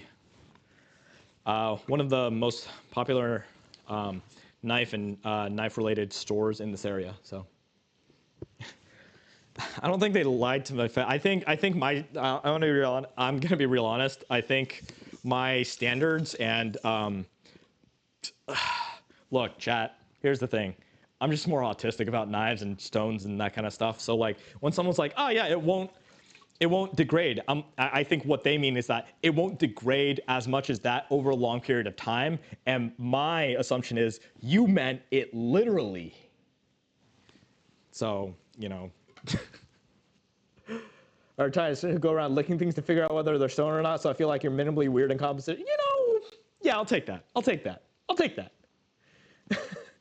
Oh shit! Thanks for the 100 bits, OmniGerber. All right, so we'll just do a little bit more on this, and then we'll see what the edge looks like. Yeah. This is nominally a roughly 2000 grit. Of course. Natural stones don't quite function like that. It's a little different.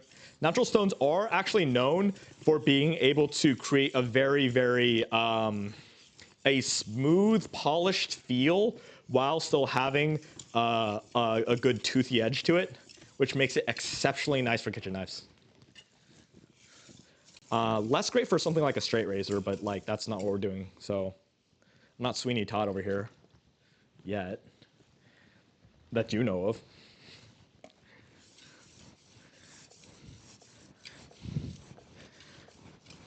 All right. That should be good, yeah? Ooh. That's a thin meat cleaver. This is not a thin meat cleaver! This is not a cleaver! This is a vegetable knife! It is specifically a Chinese taidao. A cleaver implies that you're using it for bones and stuff. The reason why this isn't a cleaver is because it is thin. It is thin so that we can use the weight behind the blade to cut into things better. But it is thin enough because, but it is thin so that it can actually cut well. How something cuts well is purely down to how thin it is. So a thick meat cleaver just does not cut well in comparison. The block shape is not what defines a cleaver. The thickness behind the spine and thickness behind the edge is what defines a cleaver. I will die on this hill!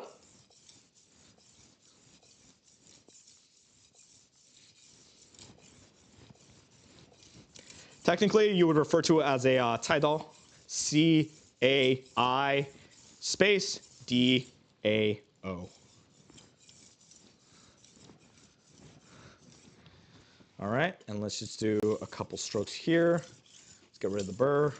Once again, I'm going to be testing the edge without a strop, which is so that we can really see just the effects of the stone. Ooh, I'm liking that. Ooh, ooh, ooh.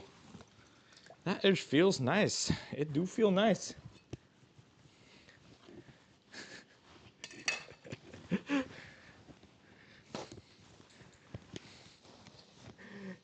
Why did he yell at me, chat? Because I have opinions! All right.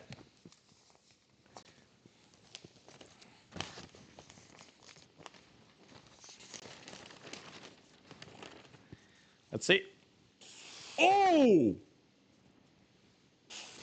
Oh! Oh! Chat, you seen this?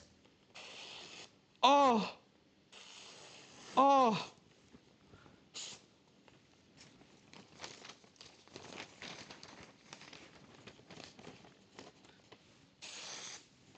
Oh! Woo! Look at that! Look at that! Here, you hear that? Oh, I messed up a little bit. There's still a little bit burr towards the tip, but oh wow! Like I said, I haven't stropped this or anything. Ooh, so it's definitely tearing over there. Interesting. This is where this part is where it's not as aligned, the fibers. Let's see.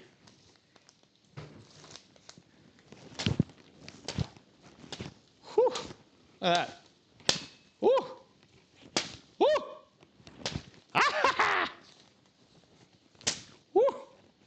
That's fun. I'm gonna have to clean all that up later, but yeah, for 2,000 grit, right? For 2,000 grit, normally,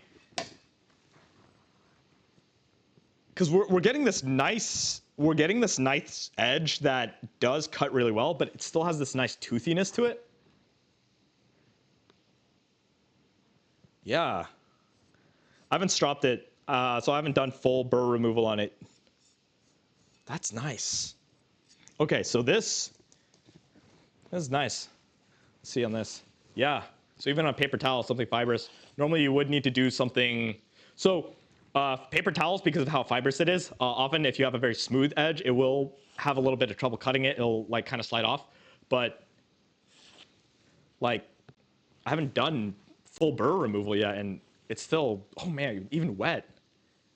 So this toothiness from these stones is really not, oh my God. Oh, fuck.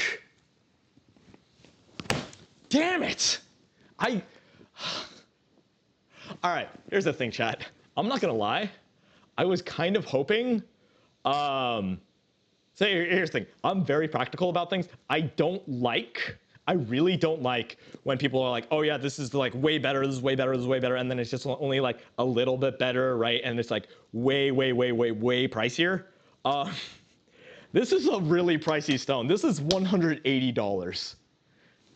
This fucking brick right here. This brick is $180. And I really didn't want to like it as much as I do. The thing is, I have this thing, right? I had this thing against oh my god. Yeah, because like everyone's like, oh yeah, natural stones like give this edge that you can't find with like, you know, like synthetic stones, like and I was like, there's no way, right? There's no way. There's no, god damn it, dude. Fuck. Oh, it's greatly upsetting. Oh, it's greatly upsetting. I have to admit they were right. Oh, this is great. I hate it. I hate it. I hate this. I hate it. I have to admit they were right. Oh my god.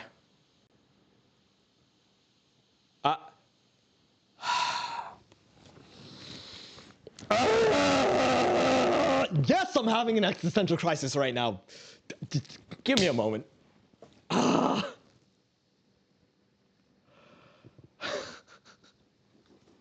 Because the thing is, right?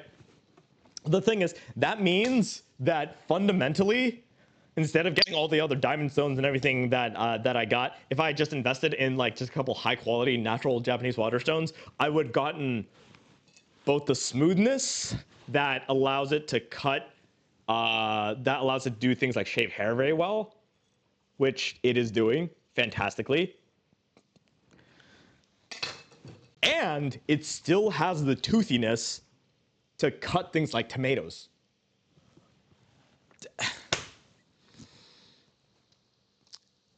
And like paper towels and like, you know, fibrous,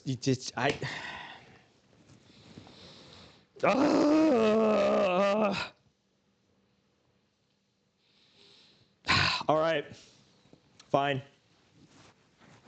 You win this time. I fucking love you. I can't believe it. God damn it. You fucking made me love you. I can't believe you. I fucking love you, man. Oh god, this is my favorite stone now.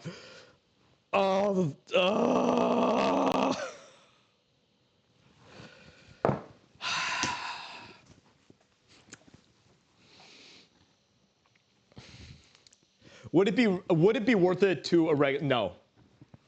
No. It's worth it to a knife sharpener. It's worth it to a knife sharpener, someone who sharpens knives professionally and someone who has very particular things for edges. Like you know me, edging, being very good about edges and edging and things like that. That's very important to me. So for me, that's very much worth it. But like for you, probably not. Once again, they also do require a little bit more upkeep. You need to make sure that they aren't cracking. This one has like some cracks in it already, so I wouldn't be surprised if I have to epoxy that together eventually in a couple of years. But that's a really nice edge. Fuck. Ugh. And yeah, and bonus, it smells good. Yeah, it smells good. Fuck, and it smells good. Oh god.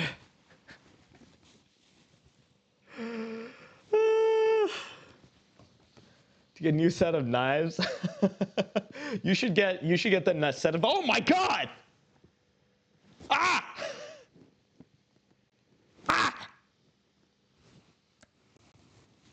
That's a lot of people. Hi. Jesus, I don't have an intro. Hi, I'm Tim. I'm the founder of Vite. I call myself a CEO only because it's funnier when I do stupid shit. I'm sharpening knives and streaming to procrastinate other work that I should be doing. I spent $500 on whetstones, and now we're seeing if that $500 was worth it, and unfortunately, it fucking seems like it, and that's making me really upset.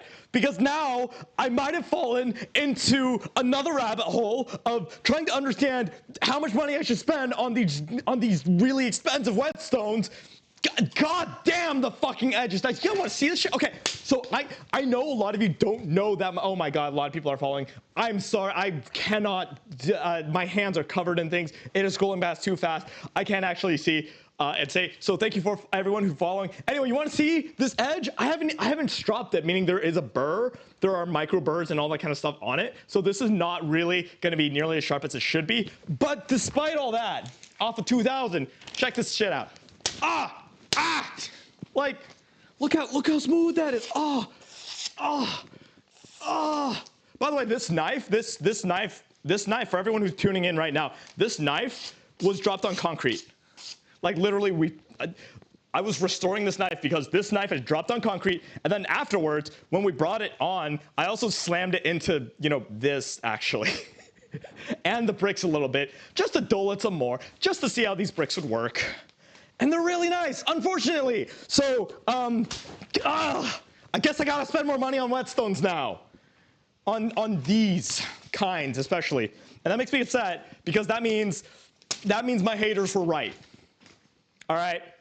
That means when I was hating on people who were like, Japanese whetstones are better, I was just like, the Japanese natural fucking Japanese, when they were just like, yeah, Japanese natural whetstones are better. I was like, yeah, you're just place Japanning it. You're just like, yes, this is Japanese natural. You got your keywords, you got your Japanese, you got your natural, old tradition, whatever. This is what's better. Like we have diamonds, right? Like this is made of diamonds. This is made out of diamonds. How can a stone from the river be better than diamonds? And it is. It is. It is, and I'm upset about it.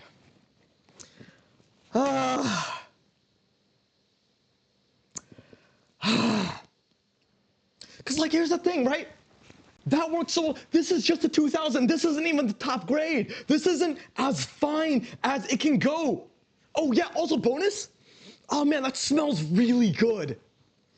It's got like a light cinnamony smell. It has it's like wood. It's got a woodiness to it. It's like you just walked into a forest and you hear the stream bubbling by and you smell that faint smell of stone and earth and soil, and that's what this smells like. Oh man, it smells so good. God, I wish there was smell-o-vision. You guys got to. Oh, that smells good. This is $180. This is $180, guys.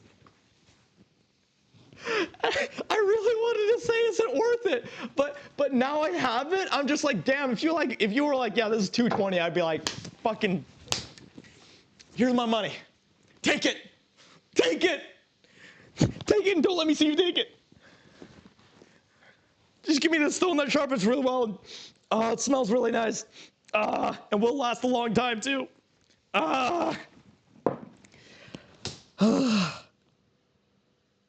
Anyway, thanks for the raid, Topi. I was in the middle of being upset. You raided when I was in the middle of being upset. But wait, you got joined just in time for the grand finale, because this is also an expensive stone. This one was also 140, 150, 160, something like that. This is supposedly roughly the equivalent grit of this one right here. This is 1,000-ish. This is my old 1,000. If you can see, this side is 1,000, this side's 3,000. Do you see how thin that is? It's that thin, and this is just the rubber part. But it's this thin because I've been using the stone for 15 years. And unfortunately, it is starting to give out. So that's why I went, and so to catch you all up, that's why I went today. I went to a knife shop, and I told myself I would not buy any knives, no matter what they did. I would not buy a knife, and I succeeded. I went in for this stone, and no knives. And I walked out with no knives, 0 knives whatsoever, 0. Don't mind that I went in for a $40 stone and came out with $500 worth of stones. Do not think about that. Ignore that. Ignore that the reason I'm streaming this late at night right now is to try and justify that cost, because maybe I can make a video out of it and we monetize it somehow, and you guys can like buy some of these or something like that. And I don't know, man. I didn't think this through. Surely there's a way to make back the money. I just spent all these stones because, my God, I love this stone. This is my favorite stone now. I love you, stone. Mwah. Sorry. All right, so anyway, this stone, the reason why, how do you guys, I can't keep up with this, oh my God, my laptop is not set to be able to like read chat, like it's, oh my God, okay, I'm doing this for you. I'm gonna get metal and stone all over my laptop so I can, oh, hype train, thank you. What is a hype train? I don't know how they get started. Thank you all these people. Thank you all these people who followed. And the Old Spice commercial, you didn't buy 9-foot stones. Oh, sorry, I'm trying to keep up with chat. Oh my God, that's Kai, I got another raid. I'm yelling, I'm screaming. Do I need to tell the whole story again? I will tell the whole story again. All right, hey, hi Kai, hi everyone who raided. We're gonna tell the story about how I fell in love with this stone, and unfortunately, my haters were fucking right. The haters were correct. I was wrong. I hate that I'm wrong, because I did not want these expensive ass stones to actually be worth the money, but my God, it's so fucking worth it. Hi Kai. Thank you for everyone who's following. Oh my God, there's so much chat. I can't read all of chat right now. Dude, guys, I do not have that stuff set up. I set up all the stuff in the physical world. How to set up all the stuff in chat, how to set the stuff up in Twitch, that I don't know. I'm gonna need help with that at some point in time. Anyway, yeah, so this brick is $180 and it's completely fucking worth it. Another cutting demonstration, more cutting demonstrations. Let's go. So this knife was dropped on concrete. I was restoring this knife. We tested the 150. We thinned out with it. We tested some of the other ones as well. And then we were testing out this stone, right? Oh, look at that. Ooh.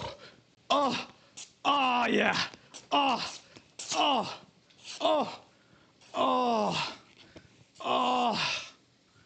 Right? That's great.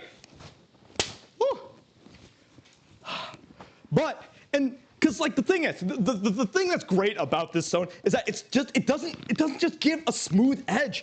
Like there are some problems where like if you have an edge that's too mirrored, too polished, the edge alignment has to be really good, otherwise it doesn't cut. This also gives like a toothiness as well. You can't get that with synthetic stones, and I hate that.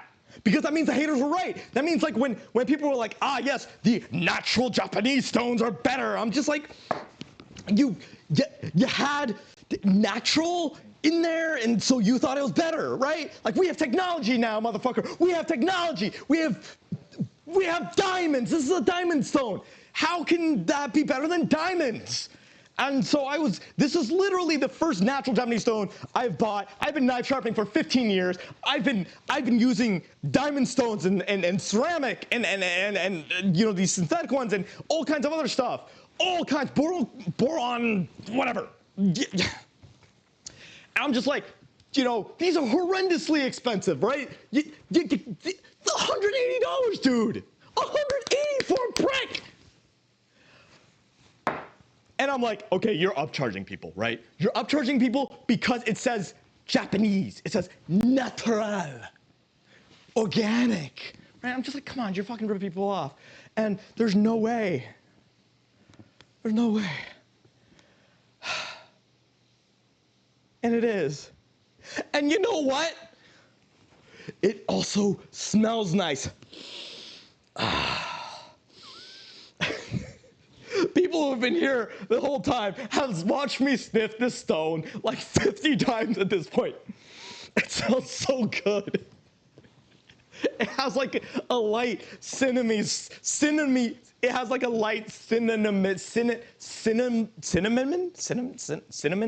of smell to it.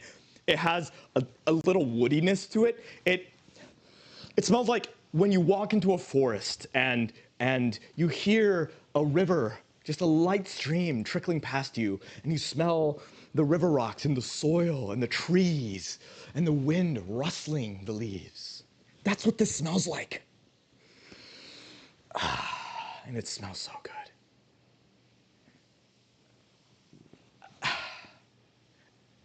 And so I unfortunately think this is absolutely worth $180. Oh, God, and I hate that it is. Oh my God, more hype level trade for. Thank you for all the gifts. Guys, stop giving me subs. Just go buy Bite Ramen, please. Go buy a knife from us. Go. Do you see? Do you see these knives? Guys, knives. Ooh, pretty. Ooh. Go buy these. I sell these. You would then be giving 100% of the money to us and also getting a nice thing in return. Donos and like subs are nice and thank you so much for them. But also like get yourself a nice knife. Please do yourself a favor. And then once you start sharpening and all that kind of stuff, you can freak out with me. Please come be a nerd with me. All these knives, like that. There's that one too. That's I'm gonna hurt myself, man.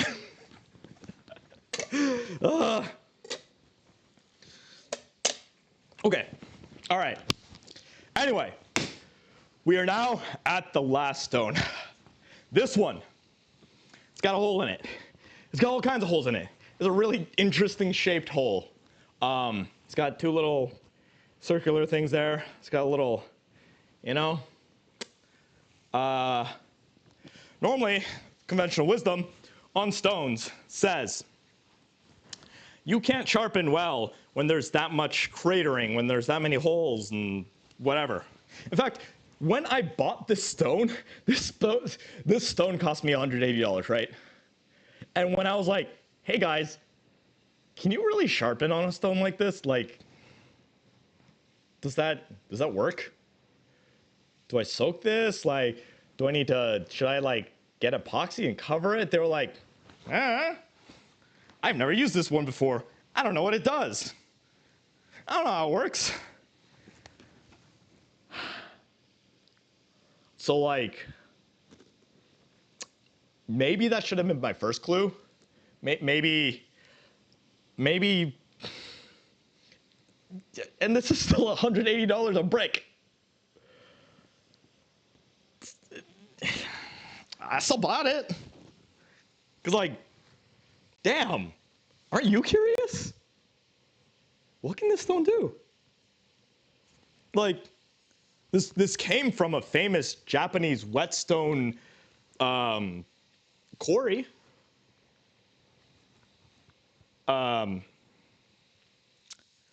So like, if they spent all the time cutting this into this shape, which is not easy, it's gotta have some kind of value, right? It's gotta do something, right? So let's see what it does. So, chat, which side should I use? Should I use the big hole side, or should I use like the side that is the most flat? Smell test? Oh, you right. Ooh. Hey, dry or wet? Hey, chat, you like it dry or you like it wet?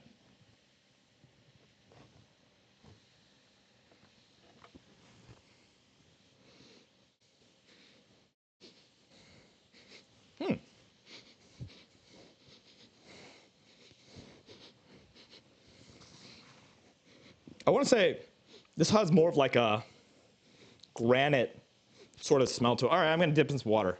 I'm gonna make it wet. I'm gonna make it wet, chat. Oh yeah. Oh, it's nice and hard and wet. Yeah. Get all that wetness in the holes. Yeah. Hopefully this doesn't ruin the stone. I literally asked them, do you soak this stone? Do you put it in water? Like, will this ruin the stone? Because like some stones you don't want to do that with, some you do. And they're like, I don't know. They literally just told me, I don't know. Good luck. Here, also do this for 180. Ooh, can you hear that? Check, can you hear that? It's like soda. You hear that? It's like soda. It's like popping. I don't know, can you guys hear it? I hope. Maybe my limiter says too, I don't know. Ooh. Oh, man. Fuck, man. Shit. Do I just like sniffing stones now? Is that like... I like smelling rocks.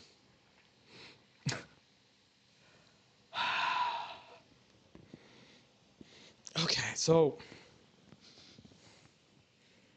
Yeah, this one also has that river rock smell, right?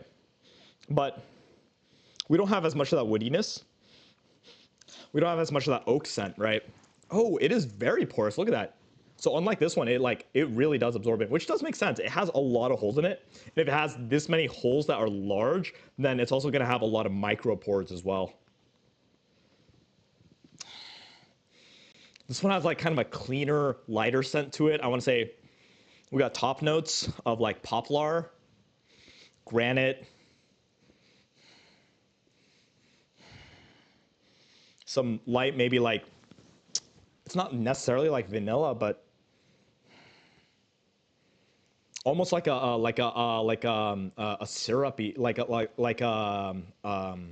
a syrup. That's too thick. It's like a light, airy sort of sweet. It's like cotton candy is too sweet too. It's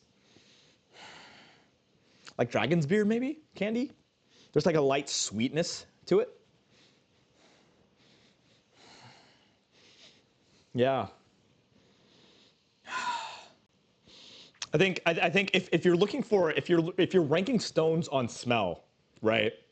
Then I would say I couldn't say that one is definitively better than the other. I would say this is based off preference. If you like a lighter smelling stone with more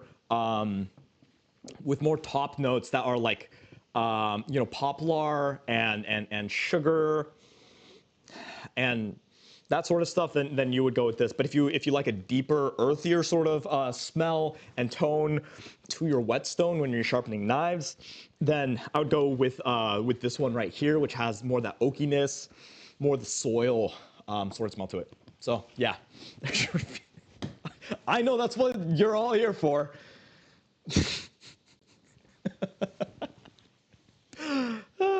Wet rock, good smell. Any chance these smells are dangerous? Yes, absolutely. There's absolutely a chance it's dangerous, but I'm doing it for you, chat. I'll do it for you. If I die tomorrow, give everything I have to my cat Maggie. Okay? Yeah.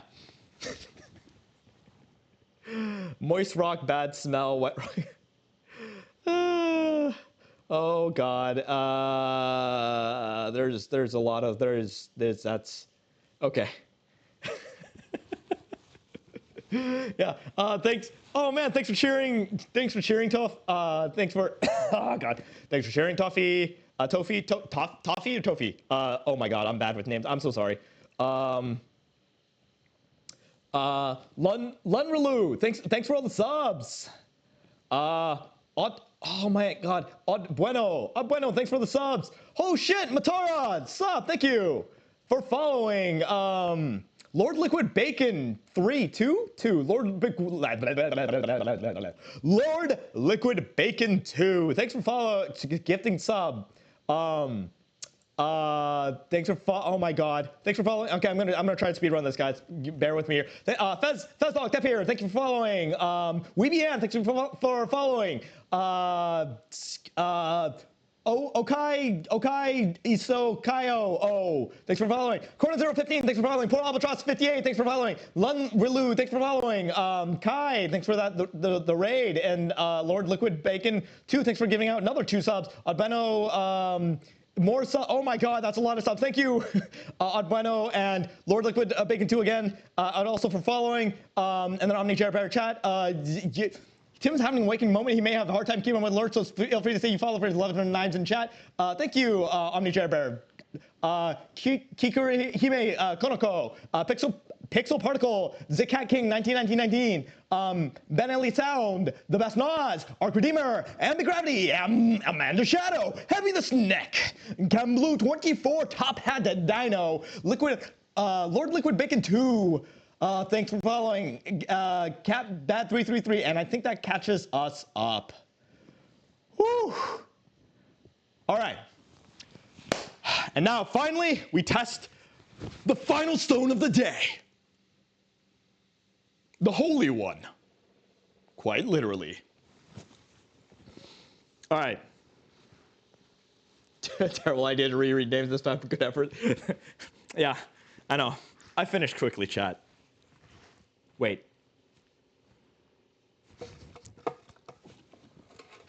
All right, so, oh God. So I have that already did. Do I have another knife that I want to touch up right now? Ooh. I'll try this one, actually. So this one is, oh, geez. So this Nakiri, by the way, this Nakiri I restored a little bit. But fun fact, if you watch our videos, this is the Nakiri that I stuck in mayo and dirty dishwater for overnight next to Girl DM's Nakiri to see what would happen. And it rusted. And I cleaned it off a little bit, but it could use a little bit more touch-up. So we're going to try with this stone and see how the stone works. This is nominally the equivalent of a 1,000 stone. So whether that is true or not. OK, I got to get rid of some of this. Oh, my God, it's got really stickiness. Be right back. I need to wash this off.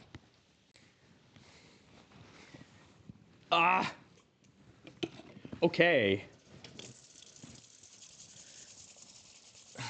So this is a carbon steel knife.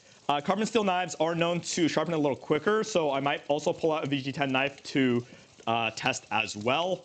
I do not have any. Well, I can use a S35 analog. I'll do that actually next. Oh, geez, this is really sticky. Eesh. That is.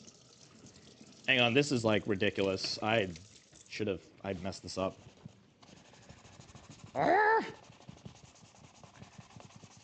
It's fine. A little stickiness never hurt anyone, I think, probably. Unless, like, it's your superpower or something. Mineta, right? That probably hurt people. In Boku no Hero. I don't know, that was a little shit, though. I hated that character. I don't know why he existed. All right. Let's see. All right, it's a little sticky. Whatever, we'll deal. So, we're going to go and try and sharpen this. Right now, not too sharp, right? So, if we try to cut, it doesn't. Try to cut here. I'll probably cut a little bit on this, but that's okay on this. So, let's try. So, I'll dull it a little bit. Anyone who loves knives is cringing in chat right now. Interestingly enough, it has not scored the surface, so that does show that this is a harder stone, which is good. And otherwise, let's go ahead and start. Interesting. So right now, I don't feel the holes at all. Don't quote that out of context, chat, please. I don't feel the holes. I don't feel the marks. This is just sliding across easily, and there doesn't really seem to be an issue. I do wonder if that is going to be. I wonder if this might be problematic for like smaller knives, but that also might not be the case because it's smoothed out very well. I can feel a little bit of grittiness as I go, but that's not too bad actually. Though this is, I will say this. Oh wow, I already got a burr. So that cuts real quick. I got a burr here, here, here. Not so much on the tip, but that's kind of to be expected. So we might skip over some stuff actually. And now we're gonna try this side. We're gonna try this side. The big hole. Let's see how it works. If I were to guess, so one of the things I find interesting is I actually wonder if these holes, because as I go across it, anything that would like stick out like a burr would actually get caught on it. I do wonder if these holes might actually these holes might actually be potentially beneficial to us. Like it might literally just Yeah, it might. It might just like help deburr. I don't know. I'm hopeful. Let's see. Let's see how fast we can raise a burr on this. Okay, so I'm already seeing a lot of material being removed.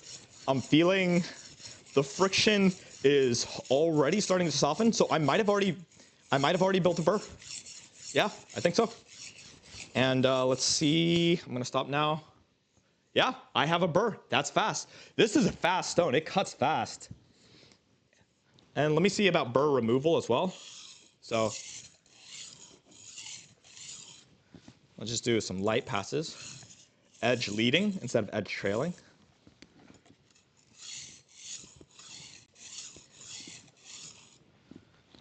Because I can feel a little bit of that friction. I can feel a little bit of that working.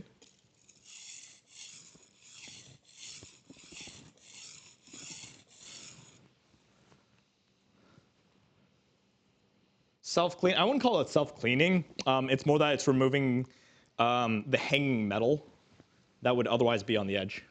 Knife edging, yeah, I do that a lot. Don't look too much into that. Don't look too much into what I do. Do what I say, not what I do. Nirumoy, thanks for following. Tayfit V, thanks for following. Yeah, interesting. Interesting. Very interesting. So we are seeing the load.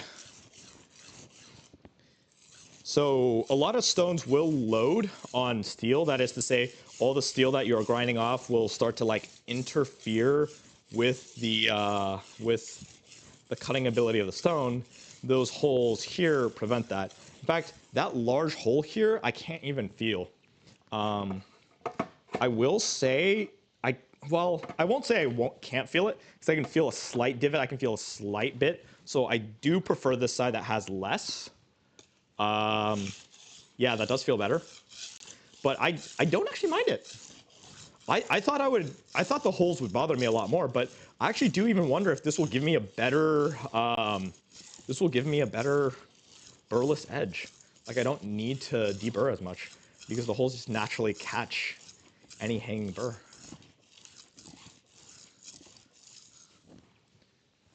Yeah, because like I raised the burr and then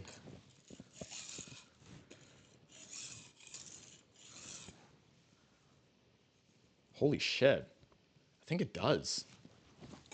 Shut the, hang on a sec. Wait, did I just? Hang on. Wait.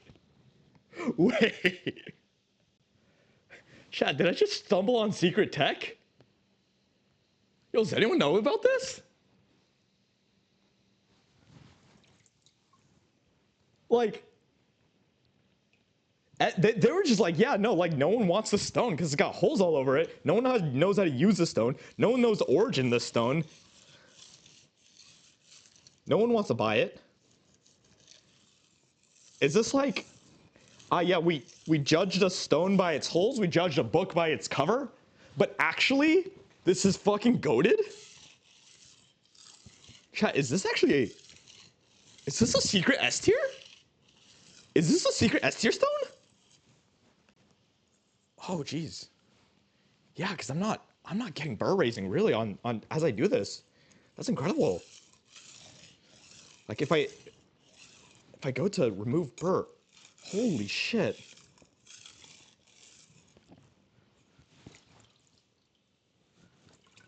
All right.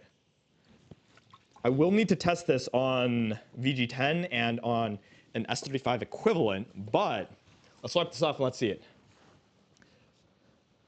At 180, someone knows it. No, so yeah, so I think the Japanese quarry knows, right? But when they sold this, I assume that this came in a package with a bunch of other stones to the knife shop, and they didn't really know too much about it. So, all right, let's see. Does it shave? It absolutely shaves. Oh dear. Oh dear. That's a lot of hair. There's a lot of hair missing. I don't think you can see chat, but. All right. So once again, this is not deburred. Well, like in the normal way. But it might have some deburring that has already happened from that. So, ooh, oh, oh, oh, ooh. Okay, that one caught a little bit.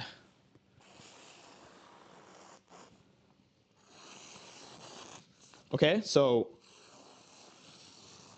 I feel some roughness. That's to be expected though, because it is 1000. It did not deburr entirely. But it has a smoothness to its cut that I did not expect from a 1000. And it cut really fast too. Like, I spent what, like 15 seconds and it already raised the burr on the side?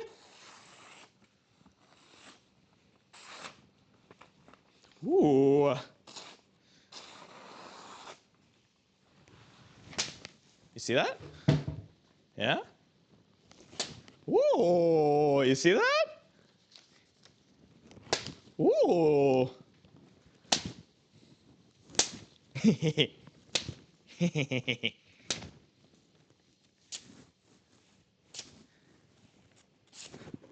Whew. See that? Remember, I'm testing the stones themselves, so I don't really like to go to a strop afterwards because that can kind of mix up your results a little bit. It's like, how much was stone, how much was the strop? Even when you try to normalize it, it doesn't work that well. So right now, I'm doing just the stone. And then we'll do like some other stuff later. So this is a S35 VN. This is a S35 VN equivalent steel. We spent a bunch of time thinning it down and testing our 150 stone earlier. And now let's see how this stone cuts a 61 HRC S35 VN equivalent. I don't think I need to test VG10 if I test the S35 VN equivalent. So, catching tip. Thousands of years after the release of Knife, player discovers new strat while playing with his holes. Yeah, I'd say that's accurate. You've got the edging though. I think that's really important. I think the edging's a very important part of it.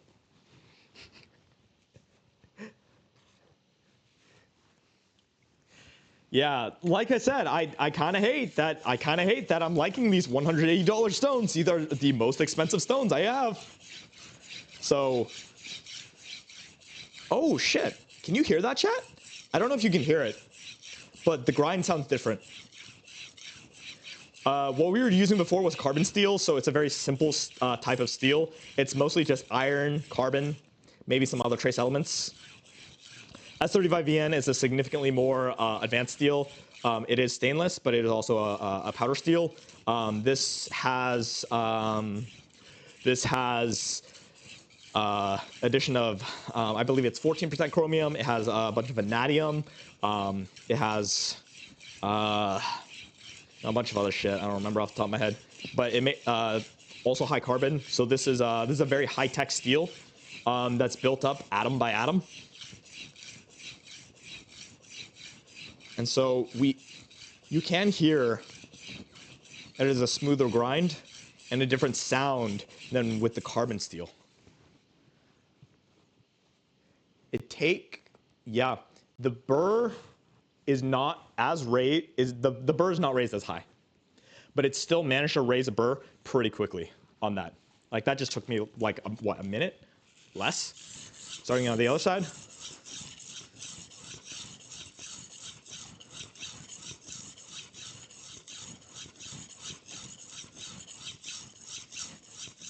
Ten, 11, 12, 13, 14, 15, 16, 17, 18, 19, 20.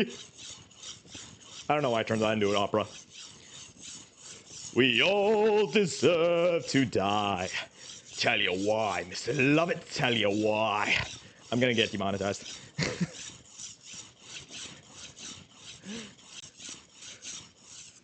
Oh man, I am fascinated by this. Oh shit, thanks for subscribing, Quarren Windcatcher. Yeah, this already raised the burr too. Wow. Wow. Hot damn. Let's do burr removal. And it's gone. Oh, ooh, ooh, ooh, Oh, you do not remove burrs that easily on S35VN normally. Oh, wait a minute. Oh, wait a minute.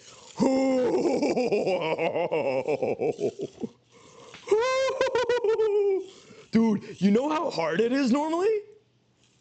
Like, you get these micro burrs that just stick on. I think these holes are just like grabbing onto burrs and removing them. Because I'm not like really raising like super big burrs anymore.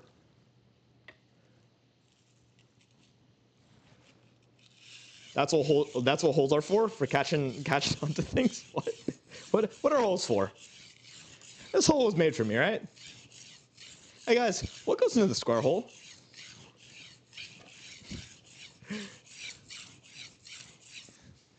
Ooh.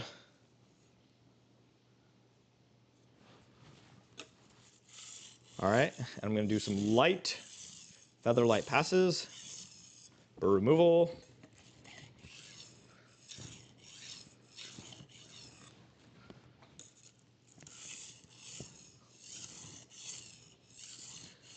And ooh.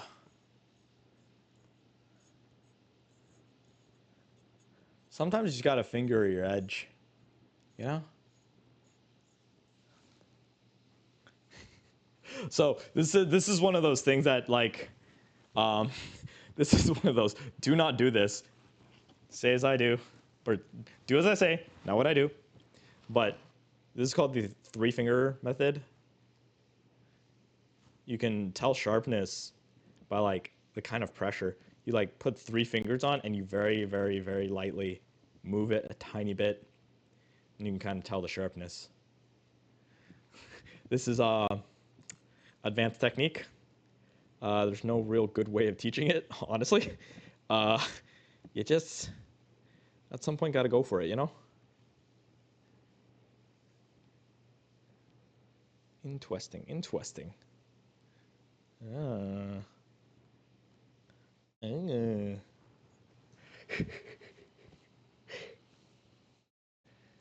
The easy edge stone.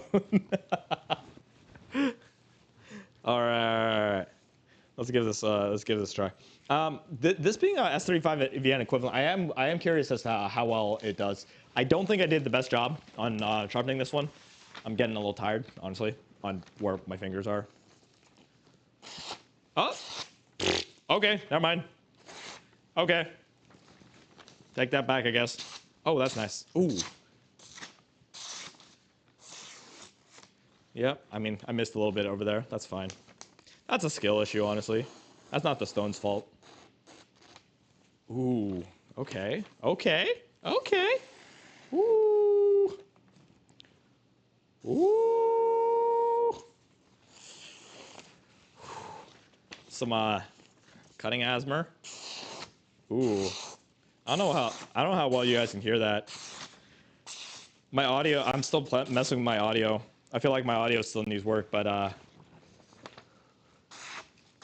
everyone in my household tests sharpness that way. Yeah. I mean, oop, I tore that. Cutting the wrong way, but you know. Oh, okay, that's not working out so well over there. Overall, though, I will say overall, this being an S35VN equivalent, I tried this on some other stones, and it definitely struggled. So, especially on deburring. So the fact that this is able to do that right now is quite compelling. Yeah. Uh-huh. Ooh. Okay. All right. Not bad. Once again, this isn't stropped. This was just a quick deburr on this. This is a 1,000 equivalent, roughly. My technique was not the best over there, but like it's good. Yeah.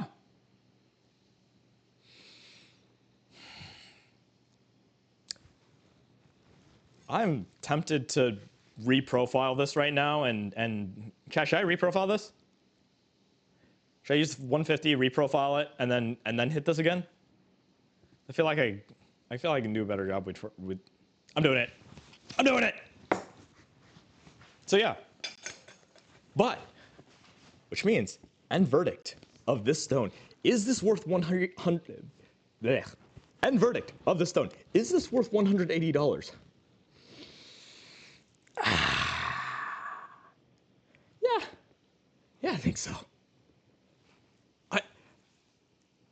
I do think the holes is just like catch onto birds and help remove it. Like, that's really cool. I haven't even used a strop yet. I want to see. So I'm gonna what I'm gonna do next. I'm gonna take this. I'm gonna reprofile the whole thing, and then let's see how sharp we can get this off just 1,000. We're gonna reprofile it. We're gonna reprofile it with the 150. Immediately go from the 150 to this 1,000, and then we're gonna strop it, and let's see how far we can get. I'm excited. That's because I'm a nerd, though. Get a new profile picture? Yeah. All right. I did not flatten this stone. All right, and we're gonna use a non-flat 150. Let's see what happens. There's no way this is gonna go wrong. No way.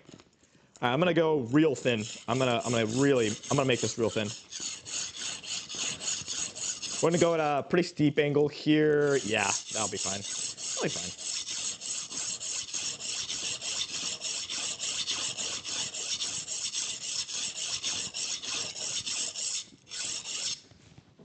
I apologize if this is hurting anyone's ears.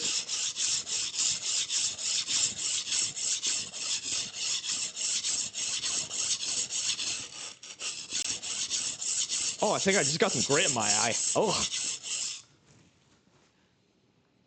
Wow. Yeah, no, wow, that's a fast reprofile. Whew. God damn.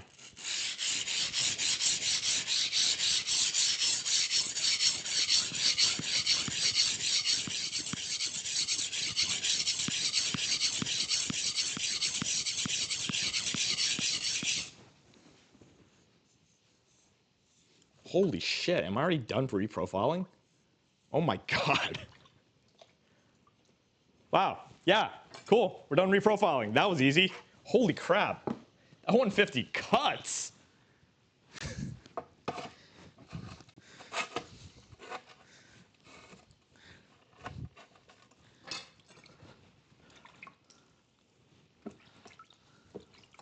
All right, and now back to here. So we have a pretty heavy burr on this right now, and I want to see how well this potentially deburrs it. Ready? Go. You're kidding me. Oh my god. That was a 150 burr. It's gone. That was like 5 strokes. Who counted how many strokes I used? Chat, how many strokes? How many strokes until I finished? I don't think it was much, right? I finished really quickly. Wow. It does not take a lot of strokes. These holes are amazing. Holy shit. Wow. Normally, for reference, for me to get rid of a burr like that and to like really remove it, it would take me a good like 5 minutes of just stroking. You know? That was just like 5 and we're good. Did I raise a burr on this side already? Yeah, so we deburred the 150 and we already have found our burr on the on the 1000. All the way to the tip. Yeah. I'm gonna work on the tip a little bit though. I do want this to be really nice.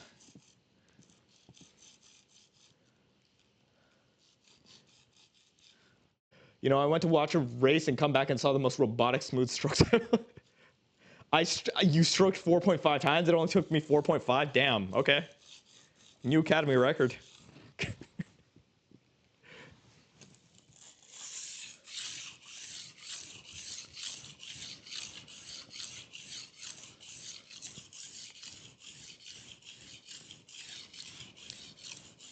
You gotta have you gotta be locked in. Your wrist doesn't move. You pull from your elbow and your back, and you rock with the hips. It's all in the hips, you know? All in the hips. I'm gonna go a little quiet to lock in. and focus up.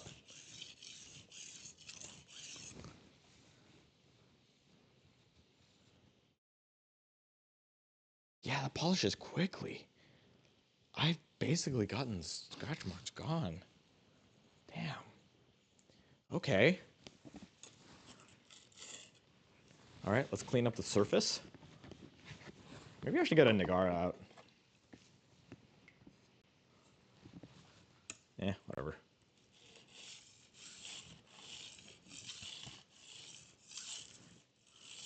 Very light passes. Move that side of the burr. Light passes.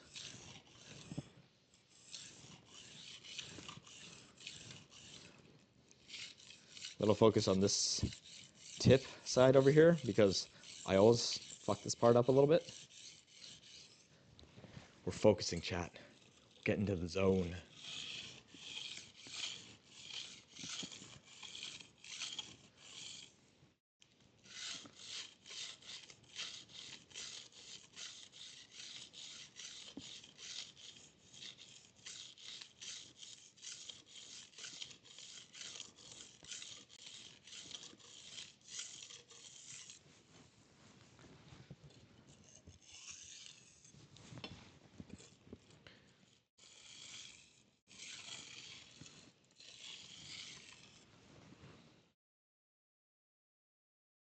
Ooh.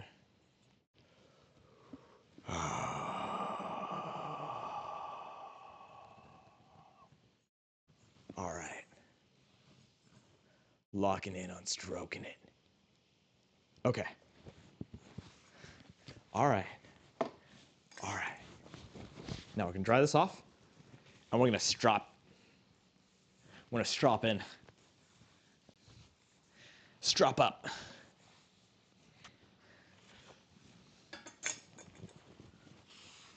Oh man, dude, I'm really liking these stones. So, wow, it is wet everywhere. Ugh. So, do I have anywhere that's not okay? Whatever. This is a strop. What a strop? Can you see? Can you guys see? All right. So this is a strop. What this does is this is a cork. It has a aluminum. I think it's an aluminum chromide compound on it. What it does is it does some very, very fine polishing of the blade, as well as removes fine burrs and catches any of the last hanging bits of metal that might interfere with your cut. So when you do this, you got to be super gentle, super light. Just the weight of the knife, even not the full weight of the knife. Go from heel to tip. Heel to tip. Heel to tip. Ooh. If you do it too hard, what you can do is you can potentially round your edge, which is not the worst thing in the world. It just kind of gives you like sort of like an apple seed shape to your edge, which is like, it doesn't cut quite as nicely, but it will, so it won't have as nice of a kiriyaji, which we call the flavor of the cut, but it will have a longer lasting and stronger edge. So it's like, if you accidentally round your tip from stropping, you go, I meant to do that. I just wanted a concave edge. Ha, joke's on you guys. And do this about 20 times.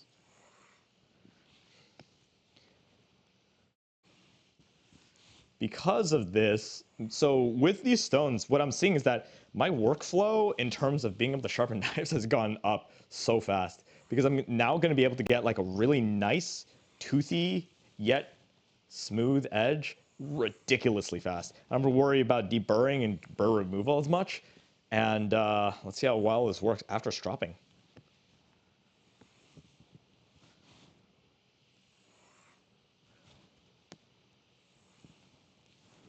All right.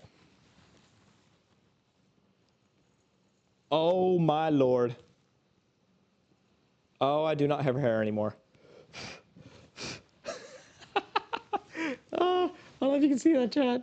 It's a bald spot.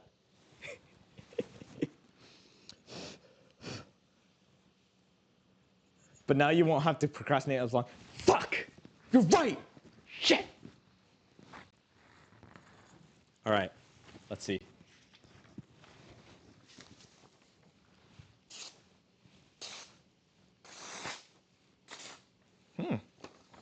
Still getting some catch. Oh, what the fuck? Oh, okay.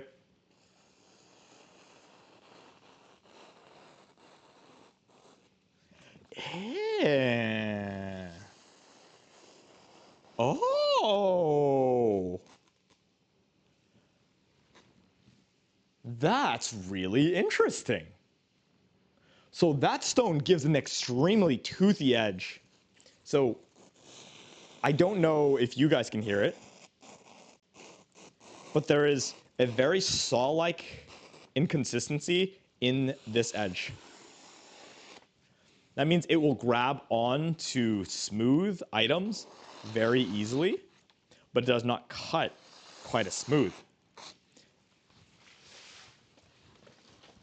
Interesting. So that stone, because of its holes, actually creates an extremely toothy edge. Ooh. Now, I'm curious, what if we pair our expensive ass stones together, right? What if I do this next? Huh? Eh?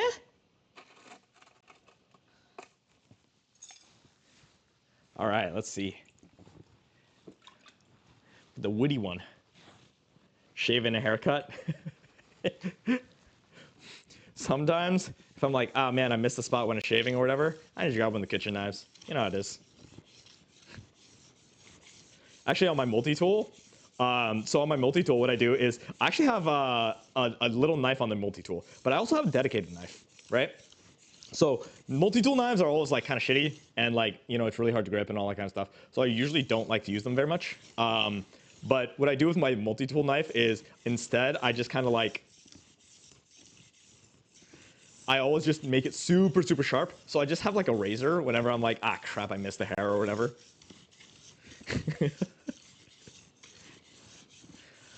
So this stone does cut relatively quickly as well.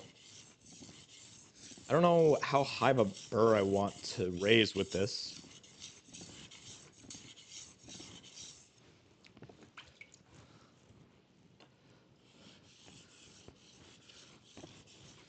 It definitely is thirsty. So I need to make sure I am making things work here. You know, what's kind of funny is that I totally forgot to hit record on my camera, so I'm just going to just steal the Twitch recording instead of like having like a full 4K version of this. Whatever.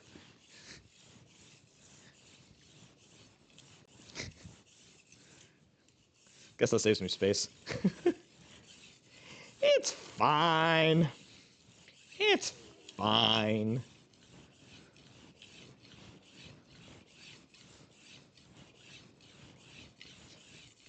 The quality's not as good. Wah!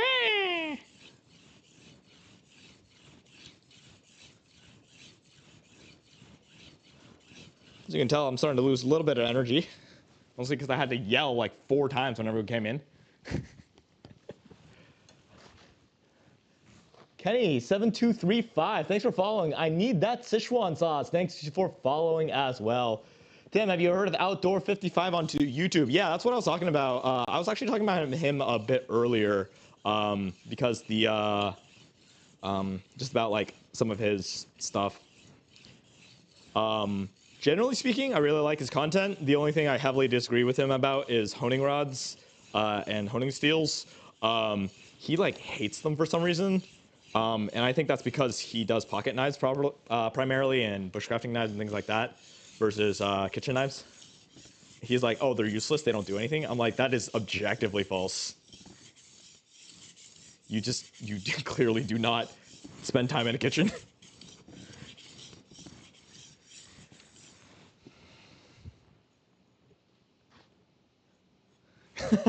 You can stack the stones. No one's stopping you except for yourself.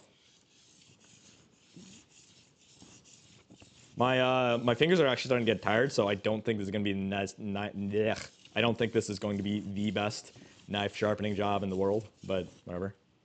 It'll still give us a good demo of the capabilities, especially when I'm able to like actually sharpen things. This is also a S35 VN equivalent, so it is significantly harder to sharpen because of the vanadium and the other stuff in it, which, yeah.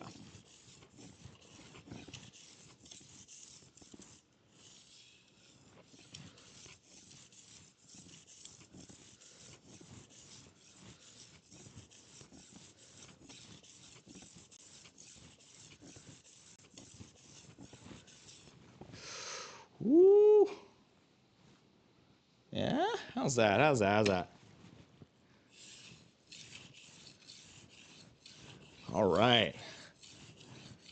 Okay.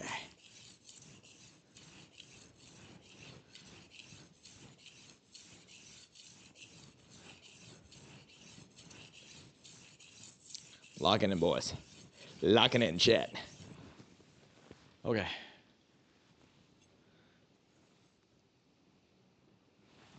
Did I do it? Sort of. You know what? You know what, chat? We're going to call that good enough. We're going to call that good enough and we're going to test it. Yeah? Oh, man. I've been streaming for almost 3 hours now. Oh, yeah. I'll just do a short stream. I mean, I said 2 to 3 hours. I said 2 to 3 hours. You know what? I wasn't lying. I said 2 to 3 hours. You know what? I was accurate. All right. And get that off. Cool.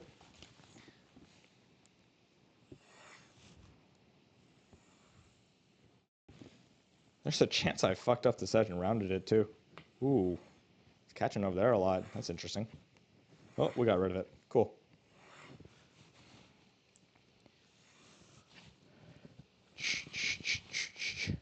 All right. Okay. I'm not going to spend too much time stropping this.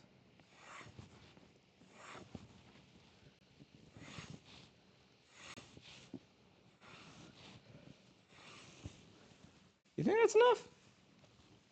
Maybe? Who knows? Certainly not me.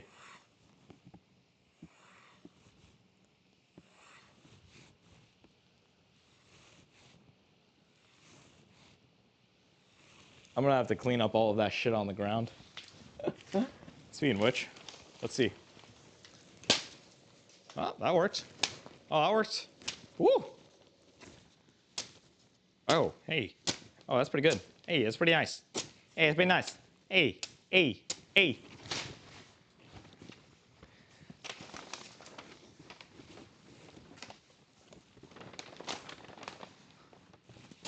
Oh, oh, oh, oh.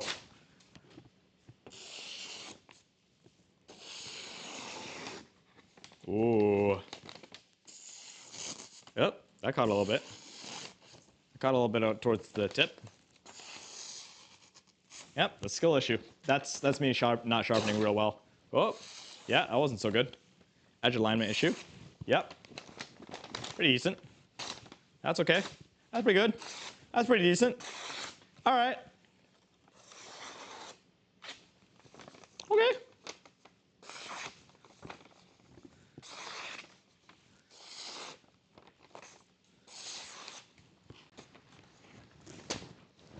Ooh, ooh, look at that. Ooh, ooh, ooh.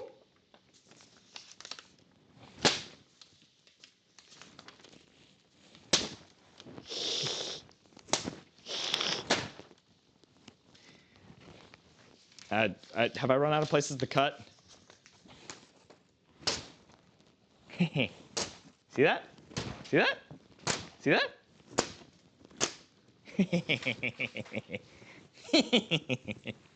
All right. Not bad. Not bad. Yep, and that shaves. Shaves pretty well, actually. Ooh. All right. Yeah. For S35 VN equivalent, that was pretty good. I think if I wanted to do it sharper, like looking at the grind and looking at my line right now, I definitely did not spend the time creating the bevel and the apex quite as cleanly So yeah, that could be improved. I could definitely spend more time if I wanted to do that with this, but these were to test the stones, so whatever. Yeah, overall, what do I think about these stones? Fuck. Unfortunately, I think they're worth the money. Unfortunately, I think I'm gonna have to get more. Oh God. You know they have even higher grit, better versions?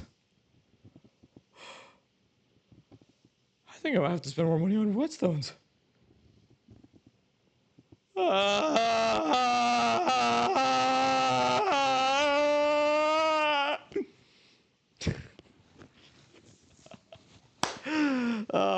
All right. Oh yeah. Oh hey, I think it is ready now. Wait, which one did I fill? This one for sure. All right, so for those of you just tuning in, this is something that I filled with oil, and it's specifically for things like this, for carbon steel knives, which will rust if not taken care of well. So what this is instead of having to get a paper towel and getting oil on it, this just kind of has the oil in the container, has a little thing, and you can just rub oil on your knife. That way, look at that. Smells nice. It's covered. It's pretty. It's protected. You oil the knife. Look at that. Nice. Done. A little shiny. I will say that generally speaking, for me, I don't like to leave this much oil on the knife. So even after I oil it like that, I will take a paper towel and just wipe it, because there's going to be plenty of oil still on it even after wiping it to protect the knife. So I'll just get all the excess off. It just doesn't like get super sticky or anything like that, which this one definitely did later. So yeah, overall, yeah, stones were great. Thanks for everyone who followed, subscribed, chatted. I did not expect this was a random late night stream, man. I did not expect this. So thank you. Thank you, everyone. And thank you so much for joining. And yeah, I hope you learned something and or enjoyed me sniffing rocks. Oh no. Technically a CEO. It's just funnier when I do stupid shit.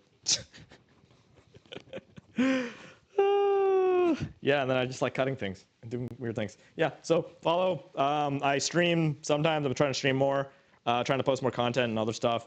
I want to stop doing dumb. I want to stop doing like regular ads and things. If I could just, do stuff like this instead as marketing, that is what I would prefer to do. So I hope you also prefer it, for us to just make our dumb videos, me to do dumb streams, and teach and entertain along the way.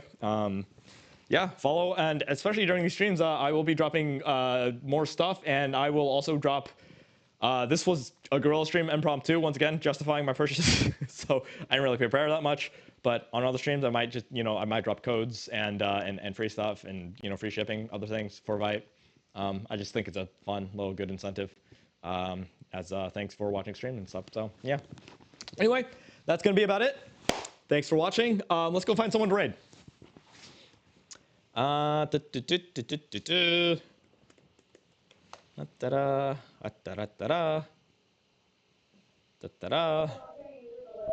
we're gonna raid Zumi.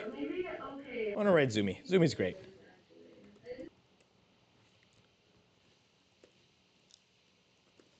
All right. We're raiding. In 5, 4, 3, 2, 1. Here we go. Thanks for watching, everyone. Bye. Wait, I used unraid? Wait, hang on. Fuck. Ah! Shit, fuck. Second try. Second try. Hey, Li Zushen. What's up? Don't worry about it. We're doing great. Ah, shh. The paper on the floor is trying to kill me because I cut it. Fair, honestly. Oh, jeez. Ow! Ah! God, I just need the fucking cabinet. Fuck. Ah.